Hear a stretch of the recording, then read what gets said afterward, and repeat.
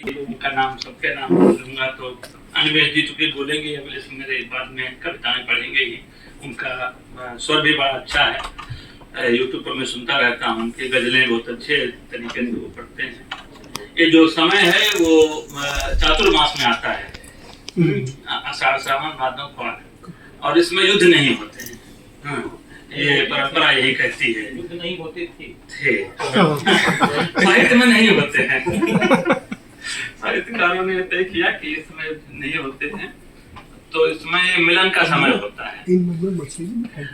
ले दे करके सेना की नौकरी पहले होती थी और समय लौट आते थे। आषाढ़ में अगर नहीं आए तो फिर गृहिणी के का गुस्सा देखते बनता था। तो साहित्य जो है वो शांति की एक सतत कामना है, इसी रूप में उसका इतिहास आप देख सकते हैं। वो जिन कवियों ने राजा के साथ मिलकर के युद्ध के पक्ष में लिखा भी, तो उन्हें औचित्य बताना पड़ा उनको, वैसे भी उनको थोड़ा बाहर कर दिया गया।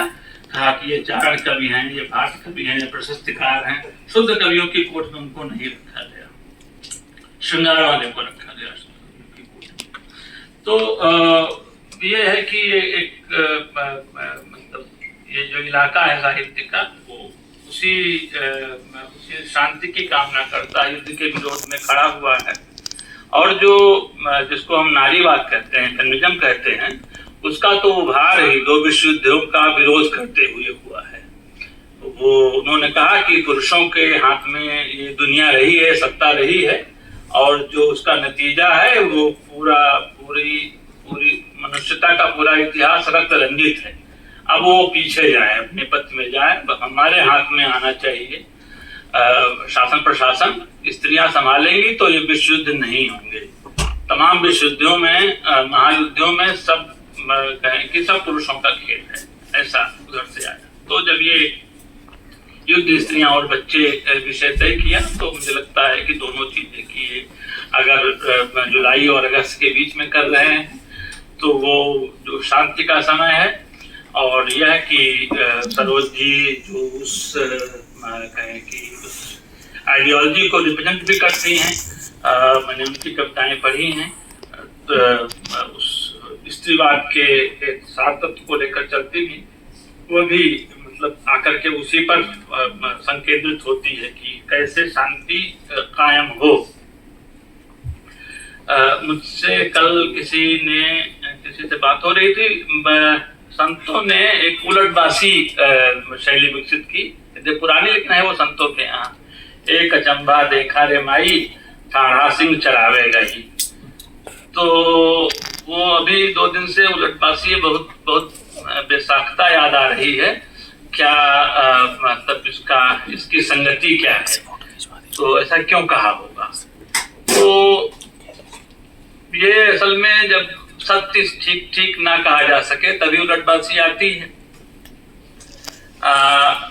जो संविधान नष्ट करे वो कहे मैं संविधान का रक्षक हूँ, जिसको माफी मांगनी चाहिए वो कहे कि हम माफ करते हैं आपको। यही उलटबाजी है। उलटबाजी और कुछ है नहीं। उलटबाजी जो कहते हैं ये कई बार शांति की बात वहां से होती है जो युद्ध छेड़ते हैं। और इस युद्ध का श्री विलास जी जब बोल रहे थे तो मुझे लग रहा था कि ये बात किसी को कोई कहे तब लोग मान लेंगे कि ये तीसरा विश्व युद्ध चल रहा है। 2 विश्व युद्ध हुआ, तीसरे का नाम नहीं लेते, लेकिन ये वाला जो विश्व युद्ध है जो फरवरी में शुरू हुआ, जब लड़कियों की स्कूल पर मिनाब शहर है ना इराक का, वहां पर हमला हुआ। शुरुआत उसी से लड़कियों के स्कूल पर हमले से होती है। और हमारा सिर इसलिए शर्म से झुका हुआ है कि भारत ने उसकी निंदा नहीं की, तो हम भारत के नागरिक होने के नाते शर्मिंदा महसूस करते हैं। लेकिन वो शुरुआत वहीं से होती है। और ये विषय तय करते वक्त ये सब चीजें सरोज जी के पूरी टीम के ध्यान में रही होंगी। कोई तर्क नहीं, आमतौर से तर्क दिया जाता है। जो चक्रवर्तित्व के लिए निकलते थे कार्तिक महीने में, कि भाई अब 4 महीने सेना जो है वो आराम कर लिया है, चलो बेवजह लड़ाई होती थी, बेवजह कि कि घोड़ा छोड़ दिया, पीछे पीछे चलो 4-6 गांव जीत ले तो वो चक्रवर्ती हो जाते थे। तो वो उसका भी एक औचित्य बताना पड़ता था, औचित्य था। इसका तो औचित्य बताने की जरूरत नहीं महसूस की, कोई औचित्य नहीं। तो ये उसी तरह का है, वो मतलब बड़ा भयावह विश्व युद्ध है जिसमें हम फंसे हुए हैं। हमारी संप्रभुता कहाँ गई, ये भी एक दूसरे मतलब की शर्मनाक अध्याय का मामला बनता है। संप्रभुता को लेकर के बिल्कुल हम ऐसे निश्चिंत हुए हैं मने कि नागरिक के हाथ में तो कुछ उस तरह से रहा नहीं, लेकिन मतलब जो इतिहास लिखा जाएगा इस समय सबसे अधिक समझौता भारत की संप्रभुता को लेकर के, संप्रभुता का सत्यानाश हुआ है। मैं पुराने उसमें जा करके, क्योंकि ये इलेक्शनल युद्ध चल रहा है और इस पर जो जितना बढ़िया कहा जा सकता था और शिवदास जी ने कह ही दिया है, मैं उसमें न जाकर के पुराने 2 कहें कि उदाहरण आपके सामने रखूंगा। एक युद्ध को लेकर के एक महाकाव्य लिखा गया था, शिशुपाल वध, 8वीं शताब्दी के अंत में, 9वीं शताब्दी के बीच में। माघ थे, गुजरात के थे और वहां से आवाज निकली थी, तो इसलिए भी अभी उसकी ज्यादा ही प्रासंगिकता हो गई है। उसमें शिशुपाल वध में माँ बताते हैं कि सभा लगी हुई है श्री कृष्ण की और नारा गाते हैं, कहते हैं कि जी जो चेद नरेश शिशुपाल है उसकी प्रजा त्राहि त्राहि कर रही है, और अगर प्रजा त्राहि त्राहि कर रही है तो ऐसे राजा को छोड़ा नहीं जाना चाहिए।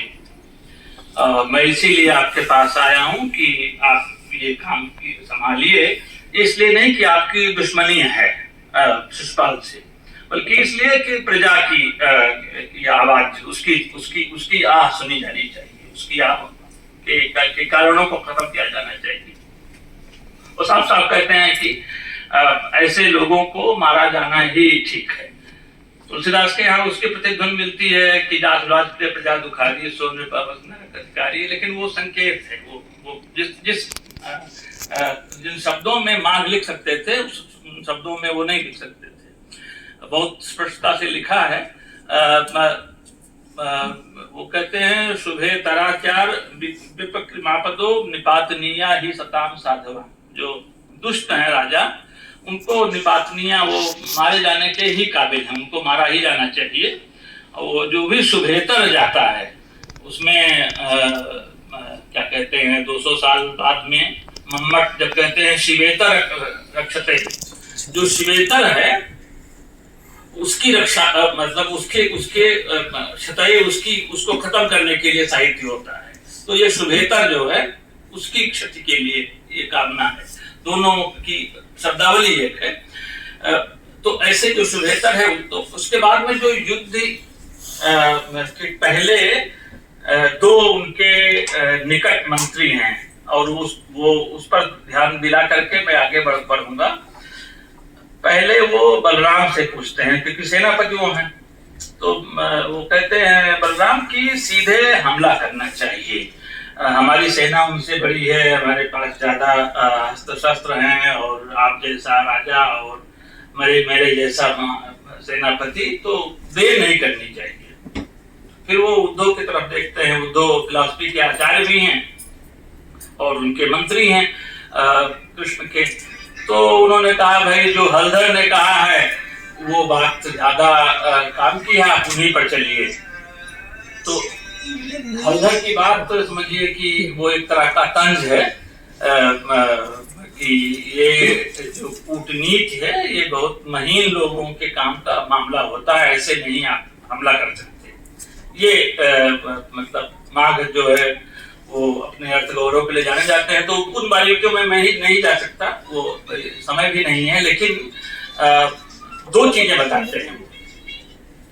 एक तो ये कहते हैं कि ऐसे राजा यक्ष्मा की तरह होते हैं। यक्ष्मा यानी तपेदिक, टीबी, ट्यूबरक्यूलोसिस।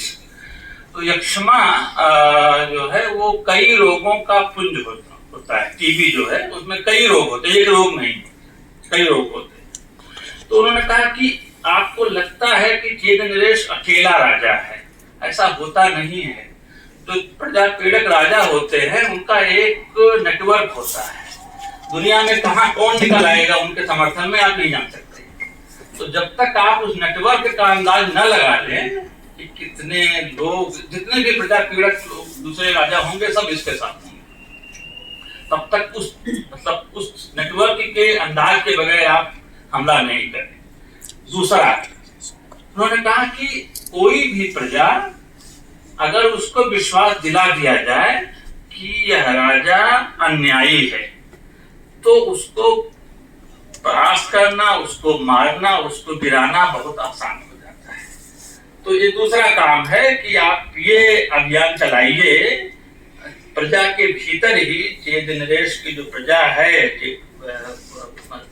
कि वो ये माने कि ये राजा अन्याय कर रहा है, उसका न्याय, उसकी पॉलिसी ऐसी है कि हत्या भी कर रहा है तो लगता है कि वो कानूनन हो रहा है।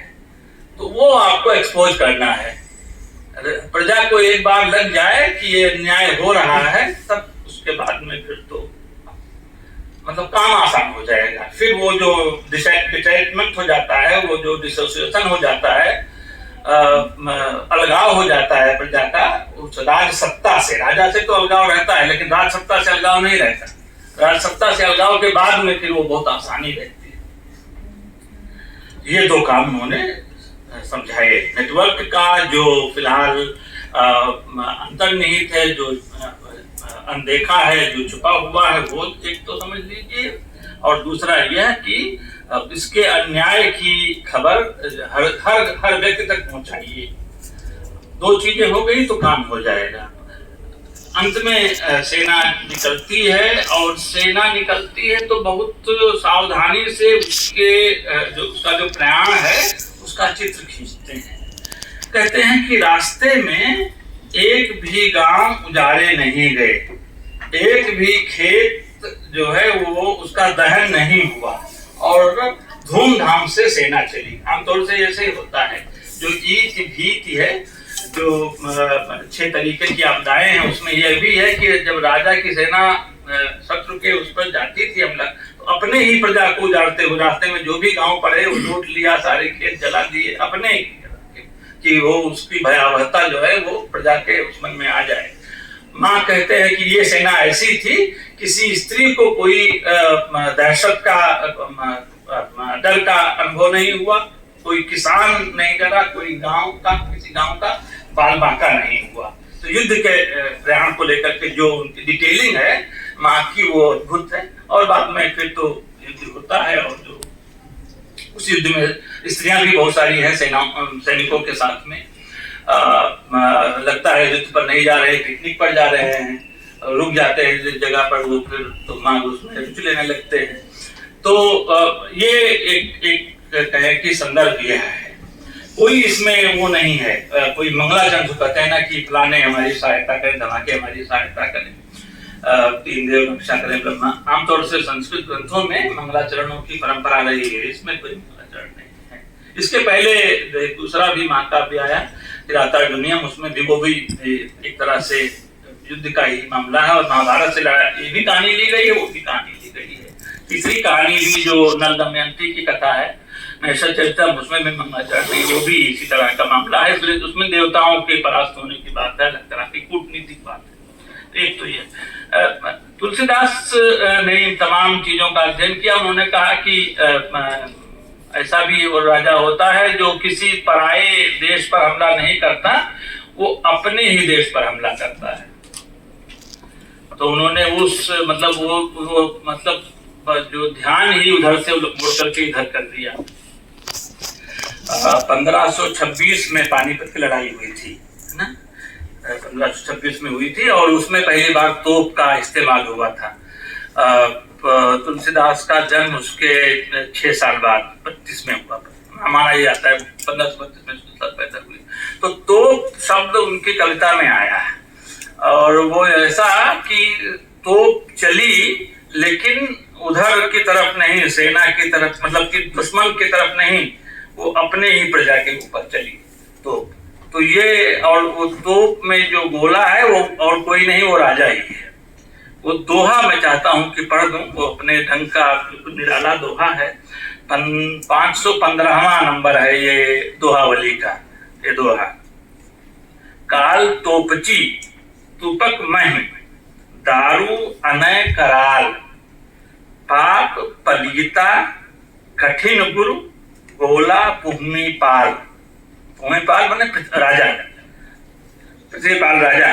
तो वही गोला है, जो समय है वो तोपची है, गोलंदाज है, और जो देश है वो तुपक है, छोटी तोप है।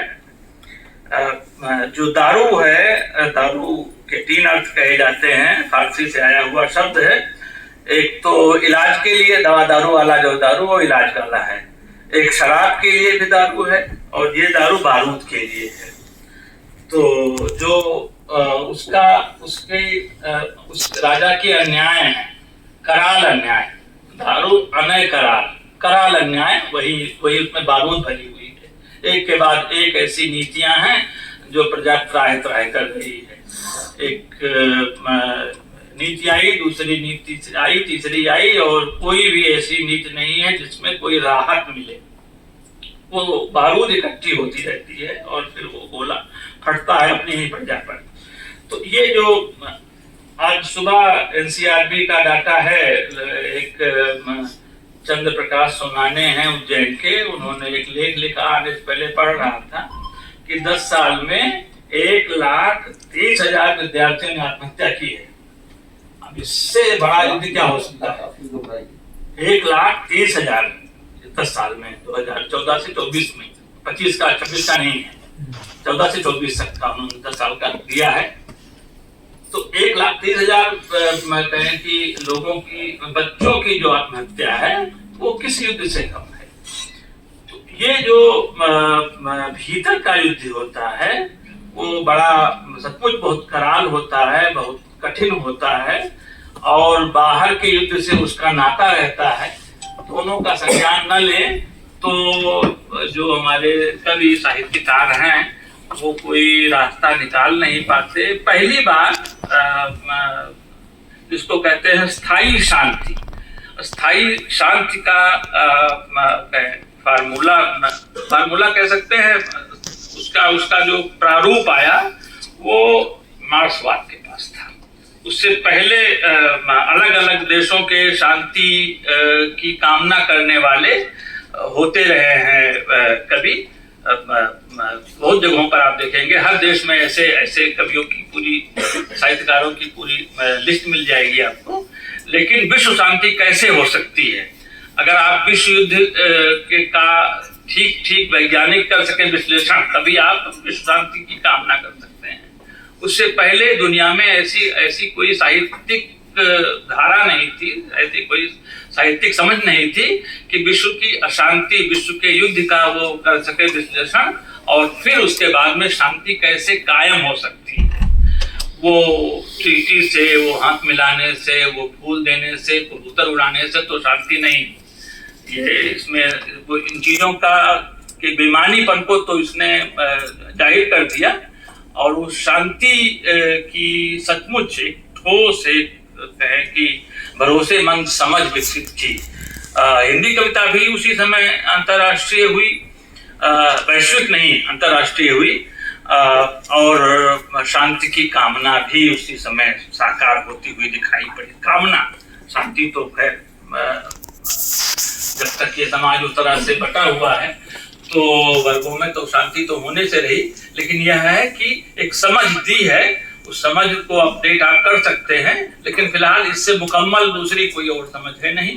मुझे मौका दिया, मैं आभारी हूँ संवाद परिवार का, मुकेश जी का, सरोज जी का, और गुरु जी के इस जन्मदिन जो कल था, यादव जी का जन्मदिन, चंद्र यादव जी का, वो एक दिन बाद में ही सही मैं अपनी तरफ से मंगल कामनाएं और बधाइयां प्रेषित करता हूँ। शुक्रिया। बहुत शुक्रिया सर। माँ शिशुपाल वक्त से आपने शुरुआत की है। वो सर मतलब ये 7वीं 8वीं शताब्दी का ग्रंथ है, तो मुझे ध्यान आ रहा है कि उसमें लगभग 1800 छंद हैं। 1800 छंद और 20 सर्ग हैं। अब 1800 छंद है तो मुझे लगा कि क्यों ना इसको, अब इतने समय गुजर गया, डबल कर दिया जाए।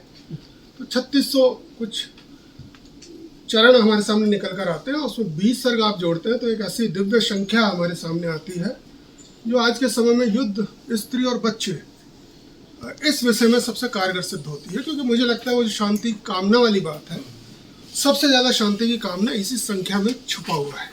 अगर इस संख्या को आप तोड़ लेंगे तो आप अपने आप को वैश्विक, अंतर्राष्ट्रीय और भी आगे बढ़े, नीरज सर के शब्दों में तो यूनिवर्स से भी आप अपना कनेक्शन जोड़ सकते हैं।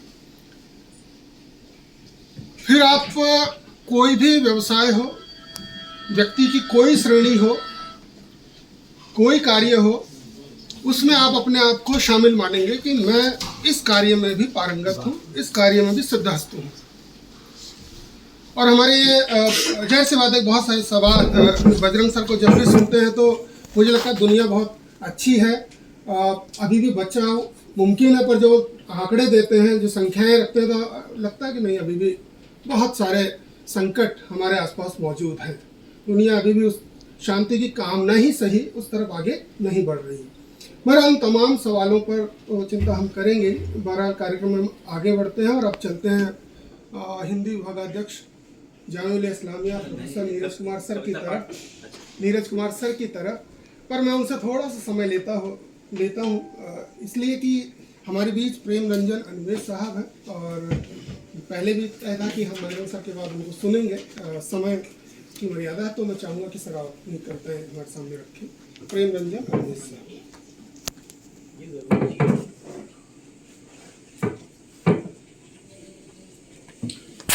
नमस्कार आप सब लोगों को, और संवाद मंच का आभार कि उन्होंने ये अवसर दिया और एक अच्छा कार्यक्रम रखा। और मदन जी, नीरज जी, बजरंग जी, राशि सबका सानिध्य। तो मैं जब चर्चा चली चतुर्मास की चर्चा बजरंग जी ने की, तो मैं एक कविता मुझे अपनी याद आई, बीती सभ्यता का शिलालेख, जो अंधेरे में अंताक्षरी का संग्रह है, उससे है। तो संयोग से अभी कविता नई सदी जो एक तक से प्रतिनिधि चयन मदन जी के प्रधान संपादक में हुआ है, तो उसमें मैंने देखना शुरू किया कि उसमें कविता है कि संयोग से है।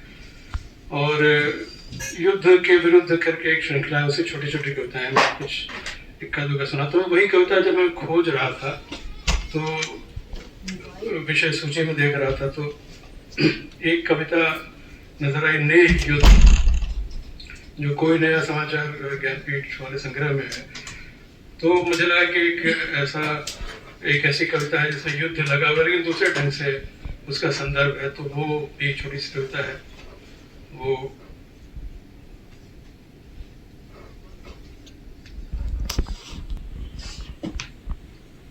क्योंकि मेरी फ्लाइट है इसलिए आप निश्चिंत रहें।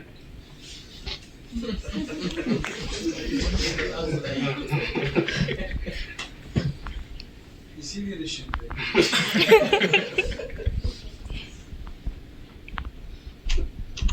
युद्ध है, कोई नया समाचार संग्रह, उसमें बच्चों के बहाने बहुत सारी बातें की गई थी। उसकी छोटी सी कविता है। सीने से लगाए उसे, माँ जो है उसके बारे में, सीने से लगाए उसे, उसके बालों में उलझाए आंखें और उंगलियां, यह माँ है सींचती और संजोती एक साथ, ओट दिए एक हाथ, दूसरे से लौ उकसाती, एक ही वक्त सहेजती भीतर बाहर, रचती और बचाती। तो मुझे लगा कि वो चीजें जो इस युद्ध के माहौल से छींच रही हैं, शायद इससे थोड़ी रेखांकित। और उस कविता की तरफ मैं आता हूँ, बीती सभ्यता का शिलालेख, जिसमें हम लोग चतुर्मास वगैरह के का ध्यान रखा जाता था। युद्ध की भी थोड़ी बहुत नैतिकता होती थी, महाभारत में भी उसका संदर्भ है।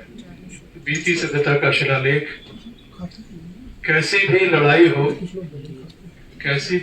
हो मत मारो अनबोलते को, मत मारो दूध पीते खाते खेलते को, मारो मत अचक्के में उसे जो लगा है अभी रथ के चक्के में। पाँव फटने से पहले सूर्यास्त के बाद, मारो नहीं जहां कोई देने को न हो पानी। शरण जिसने दी हो की जिसकी मेजबानी। निहत्थे में पीठ पीछे से कभी नहीं, निहत्थे में पीठ पीछे से कभी नहीं। जो नींद में सोया, जो याद में खोया, कपड़े बदलते घर से निकलते, बनने से पहले किसी भरोसे को, जन्म लेने से पहले किसी सपने को मारो मत। बनने से पहले किसी भरोसे को, जन्म लेने से पहले किसी सपने को मारो मत।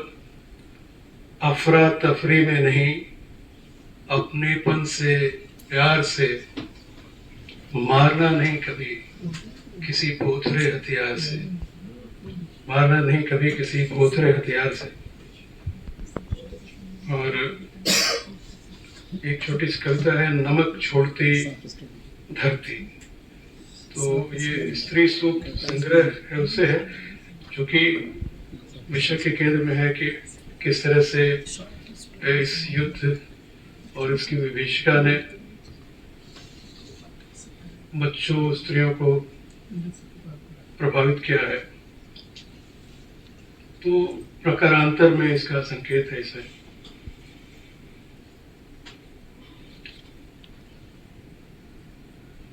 यह है नमक छोड़ती धरती, बहुत छोटी सी कविता है। जीवन सलोना उन बिन कितना अलोना। जीवन सलोना उन बिन कितना अलोना। मधु प्रेम का करुणा का लवण स्त्रियां। ये छत्ते शहद के उजाड़े जा रहे। मधु प्रेम का करुणा का लवण स्त्रियां। ये छत्ते शहद के उजाड़े जा रहे। पानी छूट चुका पहले ही। बड़े अफसोस की बात है कि अब धीरे धीरे ये धरती, ये जिंदगी नमक छोड़ रही। बहुत बहुत आप सब लोगों की आज्ञा चाहूंगा। बहुत शुक्रिया सर, बहुत धन्यवाद सर, आप आए और इतनी अच्छी कविता आपने प्रस्तुत की। बहुत शुक्रिया सर। तो अब हम सीधे प्रोफेसर नीरज कुमार सर को आमंत्रित करते हैं, वो आए और अपनी बात रखें। Professor Neeraj sir. हाँ बस सर।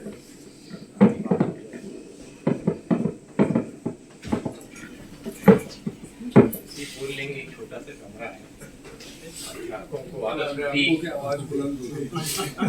आदत होती है जोर से बोलने। निवेश जी बहुत अच्छी कविताएं सुनाकर चले गए। अब ये कहना भी बड़ा विचित्र होगा कि माहौल अच्छा बन गया है, चित्र होगा, लेकिन साहित्य अपनी तरह से सोचता ही है। तो मदन जी की इजाजत से करता हूँ हमारे अध्यक्ष जी, श्री विलास जी, बजरंग जी, मुकेश जी, सरोज जी और मेरे प्यारे विद्यार्थी बंधु।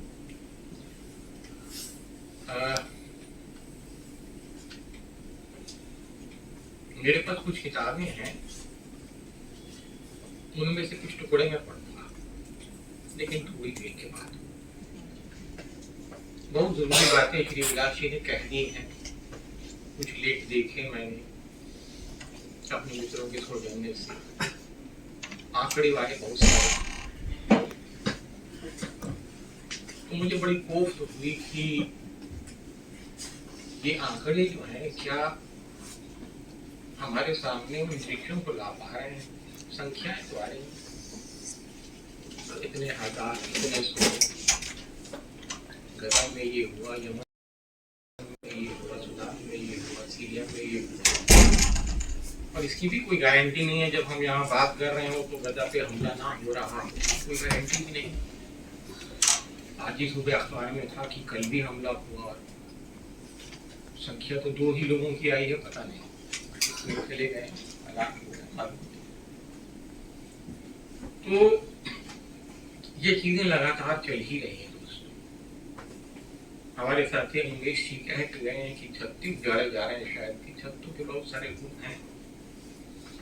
मैं उन पर चर्चा करना चाहता हूँ, बात करना चाहता हूँ। ये बहुत जरूरी विषय है, बेहद जरूरी विषय है, और ये अच्छा हुआ कि बातचीत का क्रम कुछ ऐसा बन गया है कि देवदास जी ने बहुत संवेदना के साथ हमारे सामने जो है तथ्य रख दिए हैं, और हमारे आदरणीय बजरंग जी ने जो है इतिहास से कुछ चीजों को उठाकर यहाँ पर रख दिया है। बहुत अच्छे ढंग से उन्होंने बताया है कि जो लोग बहुत ढिढोरा पीटते हैं संस्कृति का, मूल्यों का, वो जानते हैं कि ये बातें कैसे कही जा सकती हैं। जैसे बजरंग जी ने कहा, ना जानेंगे शिशु पर्वत क्या होता है, वो ना जाने की नीति क्या होती है, वो ना जाने की नैतिकता क्या होती है, मूल्य क्या होते नहीं जानते, लेकिन चिल्लाते नहीं। बहुत अच्छा कि आपने मृतवासी से बात शुरू की, तो इसमें ये भी जोड़ लीजिए कि नोबेल पीस प्राइज छीन लिया गया है, वर्चुअली छीन लिया गया है। वो आदमी जो लगातार अमेरिका की हथियार लॉबी को बूस्ट करता है, वो आदमी जो लगातार छोटे छोटे मुल्कों में भारी भरकम सेनाएं भेजता है, वो कहता है कि मुझे नोबेल प्राइज चाहिए, नोबेल पीस प्राइज चाहिए। ये हमारे समय की विसंगति है दोस्तों। एक तरफ बॉम्ब गिराएंगे और राष्ट्रपतियों को हम क्या करेंगे, किडनैप कर लेंगे, उठा लाएंगे। तो बजरंग भैया क्या संप्रभुता है, क्या चीजें हैं, कोई मतलब इन चीजों का नहीं रह गया। कहने भर के लिए नहीं है सर, ये वास्तव में उत्तर सत्य संग, वास्तव में उत्तर सत्य का संग है, वाकई है। खैर, तो दोस्तों इन तथ्यों आंकड़ों से जुड़ी हुई कुछ बातें करूंगा, लेकिन मैं साहित्य के हवाले से ये बात करूंगा। और साहित्य में इतिहास कैसे नहीं होता है, साहित्य में इतिहास क्यों है, क्या हुआ, वो जो आंकड़ा है, जो तथ्य है, जो घटना है, वो क्या है, कैसे घटी थी। तो अपनी बात में शुरू करना चाहूंगा कि नाम नहीं लिया जाता, बहुत सारे चिंतकों और विचारकों का नाम नहीं लिया जाता। बड़ी पुरानी किताब है, बड़ी जरूरी किताब है एंगल्स की, परिवार, राज्य और निजी संपत्ति की उत्पत्ति। हम लोगों के लिए वो बोलने के लिए बोल रहा हूँ, जब पढ़ते थे तो गीता ही थी, एमए में जब पढ़ते थे, जब किताब मिली तो लगा कि ये क्या है। तो परिवार जब से बना है, परिवार की अवधारणा जब से आई है, मेरे दोस्तों, स्त्री तभी से युद्ध लड़ रही है। स्त्री के लिए युद्ध कोई बहुत नई चीज नहीं है, उसे लगातार युद्ध लड़ना ही है। बहुत अच्छी पंक्ति बोली उन्होंने, रचती है और बचाती है, क्रिएट करती है, प्रिजर्व करती है। भारतीय संस्कृति की बात करने वाले लोग इसको जाने, क्रिएट करने का मतलब क्या होता है, प्रिजर्व करने का मतलब क्या होता है, वो नहीं जाने, कभी बात नहीं करेंगे। लेकिन अब क्या स्थिति है, वो युद्ध के रूपों में कैसे बनता चला जा रहा है। मेरे पास फलस्तीनी कविताओं का एक संग्रह है, जिसमें से 2 कविताएं मैं पढ़ूंगा। पूरी नहीं पढ़ूंगा, छोटे छोटे टुकड़े पढ़ूंगा। लेकिन दोस्तों, युद्ध में ना शामिल होने पर भी, युद्ध से दूर रहने पर भी, हमारे देश में युद्ध ना होने पर भी क्या हम लोग बचे रहते हैं? प्रथम विश्व युद्ध पर जो कहानी लिखी गई हिंदी में, वो हिंदी की अमर कहानी है। उसने कहा, हम सबने पढ़ी होगी, जो हिंदी के विद्यार्थी नहीं है उन्होंने भी पढ़ी होगी। युद्ध फ्रांस में हो रहा है, असर कहां पर है? वो स्त्री जिसका कहानी में नाम ही नहीं, पूरी कहानी में उस स्त्री का नाम नहीं है। वो पहले बच्ची थी, विवाहित हो गई तो वो सूबेदारनी है। लेकिन वो सूबेदारनी जो है, अपने विवाह से पूर्व जो प्रेम है उसको वास्ता देती है कि इस युद्ध में मेरा पति और मेरा बेटा शामिल है, इनका ध्यान रखना। और एक जगह पर ये वाक्य आता है कि सरकार, क्योंकि कहानी में इसलिए शब्द बोल रहा हूं, घाघरा जैसे बोलते ना, तो पंजाबी की टर्मिनोलॉजी में वो कहानी लिखी गई है। वो कहती है, घाघरिया पलटन क्यों नहीं बनाती? वो अपने पति के बगैर, अपने बेटे के बगैर नहीं रह सकती ना भाई। आपने क्या समझौता किया है? आप अपनी सेना भेज रहे हैं, आप मदद कर रहे हैं ब्रिटिशर्स की, कि आपने अनुमति ली थी सूबेदार से कि तेरे पति को भेज दें? आपने उससे पूछा था? उसका ट्रॉमा क्या है, उसकी परेशानी क्या है? युद्ध कहां पर घात करता है, आघात करता है, कहां पर घाव करता है, सर आंखों से नहीं पता चलेगा। ठीक उसी समय उसके आसपास ही हमारे एक और बड़े रचनाकार जयशंकर प्रसाद एक बेहतरीन कहानी लिखते हैं। उसका पढ़े, मधुलिका के अंदर जो युद्ध चल रहा है, एक तरफ देश, एक तरफ प्रेम, और वो अपने व्यक्तिगत प्रेम को देश प्रेम का न्योछावर कर देती है। और फिर कहती है कि मुझे पुरस्कार में फांसी चढ़ा दिया जाए। दोस्तों, स्त्री के मन की गतियों को समझ लेना, मैं नहीं जानता, मुझे माफ किया जाए, कोई विमर्श या कोई चिंतन या कोई विचार की समझ लेगी, बड़ा मुश्किल। कल रात को मैं उपन्यास पढ़ रहा था पंडित जी का, कथा को 6 से पढ़ रहा था।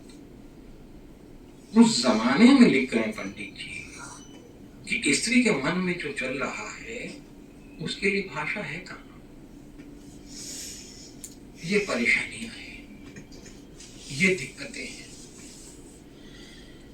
तो लिटरेचर, साहित्य वैसे बात नहीं करेगा। मैं और उपन्यासों पर बात करूंगा, देख लेंगे, दिक्कत होगी, टाइम इतना नहीं है। लेकिन हमारे पास बहुत सारे साक्ष्य, दोस्तों, मित्रों ऐसे हैं जहां हम स्त्री के मन की गतियों को समझ सकते हैं और युद्ध की विभीषिका कैसे काम करती है। अब बिल्कुल सही बात यह है कि युद्ध का मतलब ये ना समझा जाए, इसीलिए ने बिल्कुल सही कहा कि अब युद्ध जो है वो बॉर्डर्स पे थोड़ा ना लड़ा जाता।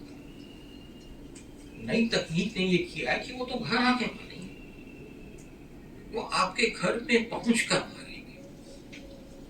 और ये बड़ी अजीब बात है, मुझे ये तक समझ में आता नहीं है, लेकिन ये तो है। सही बात है कि वायलेंस, स्त्री के लिए वायलेंस किस तरह की होती है। अगर हम ये कहें कि सिर्फ सेक्सुअल वायलेंस है, नहीं sir, mental violence, emotional violence, physical, there are so many kind of, एक नहीं, हम उस पर बात करके समाप्ति कर लेंगे। एक बार मान लीजिए कि आपने सेक्सुअल वायलेंस जैसी कोई चीज जो है, क्या वो वहीं खत्म हो जाती है? मेरे पास किताब है, मैं आपसे टुकड़ा पढ़ के सुनाऊंगा। युद्धों के बाद क्या होता है सर? जिन स्त्रियों के साथ सेक्सुअल वायलेंस होती है उनका बाकी जीवन कैसे रहता है, वो कैसे जीती हैं? पोस्ट ट्रॉमेटिक डिसऑर्डर क्या होता है, पोस्ट वॉर ट्रॉमा क्या होता है? अगर आप याद करें, बजरंग भैया याद करें, आप वे दिन याद करें, आप उपन्यास याद करें, वे दिन में करेक्टर है ना, वो ये कहते हैं कि युद्ध में हम जीते रहते हैं, लेकिन युद्ध के बाद हम मर जाते हैं। अजीब बात है। वो चेकोस्लोवाकिया का उपराग का सारा दृश्य। तो युद्ध जो है वो अभी 47 से चल रहा है, 48 से चल रहा है। इजराइल और फिलिस्तीन, कोई प्रॉब्लम क्या है भाई? चाहते क्या है? इतना लंबा आप चलते चले जा रहे हैं, चलते चले जा रहे हैं, सब कुछ बदल दिया, सब कुछ तोड़ दिया, खत्म कर दिया। इस किताब में उन बच्चों की कविताएं हैं जिनका जन्म शरणार्थी कैंपों में हुआ है और बड़े उन्होंने कविताएं लिखी हैं। इस किताब में उन लड़कियों की कविताएं हैं जो पढ़ती थी, कॉलेज में पढ़ाती थी, टीचर थी, कुल 30-31 साल की उम्र में बॉम्ब विस्फोट में वो मारी गई। इसमें वो कविताएं पढ़ते हैं तो रोंगटे खड़े हो जाते हैं, हालत खराब हो जाती है। कैसे पढ़े? हम कविता पढ़ रहे हैं और वो इस चीज में जी रहे हैं। नहीं होगा सर, ऐसे नहीं होगा, बात करने से नहीं होगा। हम यहाँ पर बहुत गंभीर होकर चर्चा कर लेंगे, कुछ नहीं होगा। अभी आपने देख लिया बच्चों के साथ हमारी क्या हुआ। विश्व गुरु हैं,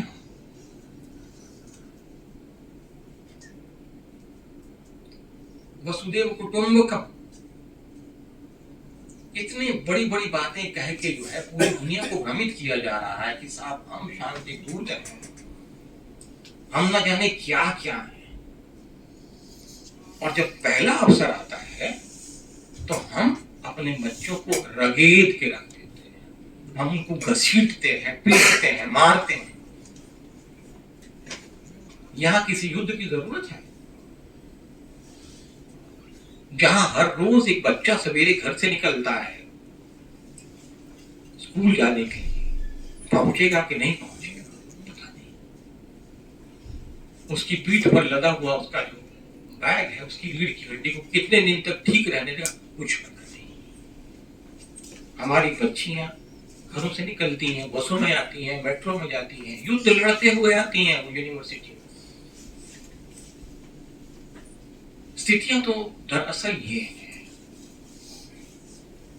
केवल गाजा पे युद्ध नहीं लड़ा जा रहा है, केवल माली में, यमन में नहीं, हर उस जगह पे युद्ध लड़ा जा रहा है, हर उस जगह पे जहां हम एक दूसरे का सम्मान नहीं कर रहे, एक दूसरे का ख्याल नहीं रख रहे, सब जगह पे युद्ध लड़ा जा रहा है। भूलता चला जाऊंगा क्या फायदा, आदत ही इस तरह से बोलने की है। मैं आपको एक टुकड़ा सुनाता हूँ एक किताब में से। आप लोगों ने देखी होगी, देह ही देश नाम से ये किताब है। अपने बारे में बता देना चाह रहा हूं कि इसमें एक वर्ड आता है पैशनेट रीडिंग, पैशनेट हियरिंग। मैंने जो परेशानी में उसकी बात को बड़े ध्यान से सुने, लेकिन एक पैशनेट रीडिंग कि आप ध्यान से पढ़ पाए, ध्यान पूर्वक पढ़ पाए, आराम से पढ़ पाए। आप इस किताब को पढ़ नहीं सकते। मैं नहीं पढ़ पाता, फिर भी पढ़ी क्योंकि पढ़ना जरूरी। जब खत्म करना बता दीजिएगा, 1 मिनट में खत्म कर दूंगा। किसी टाइम लीजिए, आप खत्म कर दूंगा। अध्यक्ष को वैसे नहीं बोलेंगे हमारे। उसके धमकाने पर मैं निर्वस्त्र हो गई, लगा मैं धीरे धीरे मर रही हूं। मैंने अभी तक देखा ही क्या था। बोस्निया में अपने गांव से जुड़े शहर को भी कहां पूरा देख पाई। मेरी आंखें बंद थी, उसने मुझे धक्का देकर गिरा दिया और कथनी के प्रताड़ना का सिलसिला शुरू हुआ। मेरी शुचिता नष्ट हुई, रोने चीखने चिल्लाने का कोई असर नहीं। ये सर्वों ने जो हमला किया था वो सुनिया, उसका सर्बिया। वह बाहर जाकर 2 सैनिकों को बुला लाया। उन दोनों ने पहले वाले का अनुकरण किया। मैं अचेत हो गई। पता नहीं वे मेरे शरीर के साथ क्या क्या करते रहे। पता नहीं कब तक मैं वहां अकेली खून के तालाब में लेटी रही। ऐसा लग रहा था कि अतीत, वर्तमान और भविष्य का ज्ञान हो चुके हूँ। मैं जिंदा हूँ या मुर्दा मालूम नहीं, धरती पर हूँ या आकाश में, स्वप्न में हूँ या चेतना में। मेरे साथ क्या सचमुच अघटनीय घटा था, ये मैं स्वप्न देख रही हूँ, मालूम नहीं। माँ कब आई ढूंढती हुई याद नहीं। मेरे शरीर पर कोई वस्त्र नहीं जो मुझे देखकर दहाड़े मारकर रोने लगी। मैं निर्वस्त्र, निसहाय, घायल और अपमानित। माँ ने कपड़े पहनाए, सहारा दिया। उन्होंने योनि को काट फूट दिया था। माँ गर्म पानी से धोती जाती और कहती जाती, जास्तु सी रोते काव देना, दाम रहते तू लड़की होकर क्यों पैदा हुई, मर जाती। ये माँ बताइए, ये सेना है। ये बर्बरता कहाँ होती है, कैसे होती है भाई? ये 21वीं शताब्दी 20वीं शताब्दी के अंतिम दशकों, अंतिम वर्ष की बात है, अंतिम वर्षों की बात है। क्या हो रहा है? ऐसी क्या बात है? कैसे मनुष्य है? क्या सीखा हमने सभ्यता से, क्या सीखा हमने संस्कृति से कि पहला अवसर पाते ही हम क्या बन जाते। अब ये लड़की कहती है कि मैं अब जीवन भर मां नहीं बन पाऊंगी। उसका सपना है मां। डॉक्टर कहता है कि इसको ख्याल रखिए, इसके आसपास रहिए, इसको अकेला ना रहने दीजिए, न जाने ये कब घात कर ले। कैसे चर्चा करेंगे लोगों के बारे में? पोस्ट ट्रॉमेटिक डिसऑर्डर कैसे पैदा होते हैं? सर इनकी चर्चाएं नहीं है, ना यूनाइटेड नेशन में, ना किसी और संस्था ने इस पर कोई बात नहीं। झूठे आंकड़े दे रहे हैं सर। अमेरिका से चलने वाले मानवाधिकार संगठन झूठे तथ्य कहते हैं, गलत खबर है, आप उसको जान सकते हैं। तो युद्धों की स्थिति तो मेरे दोस्तों ये है।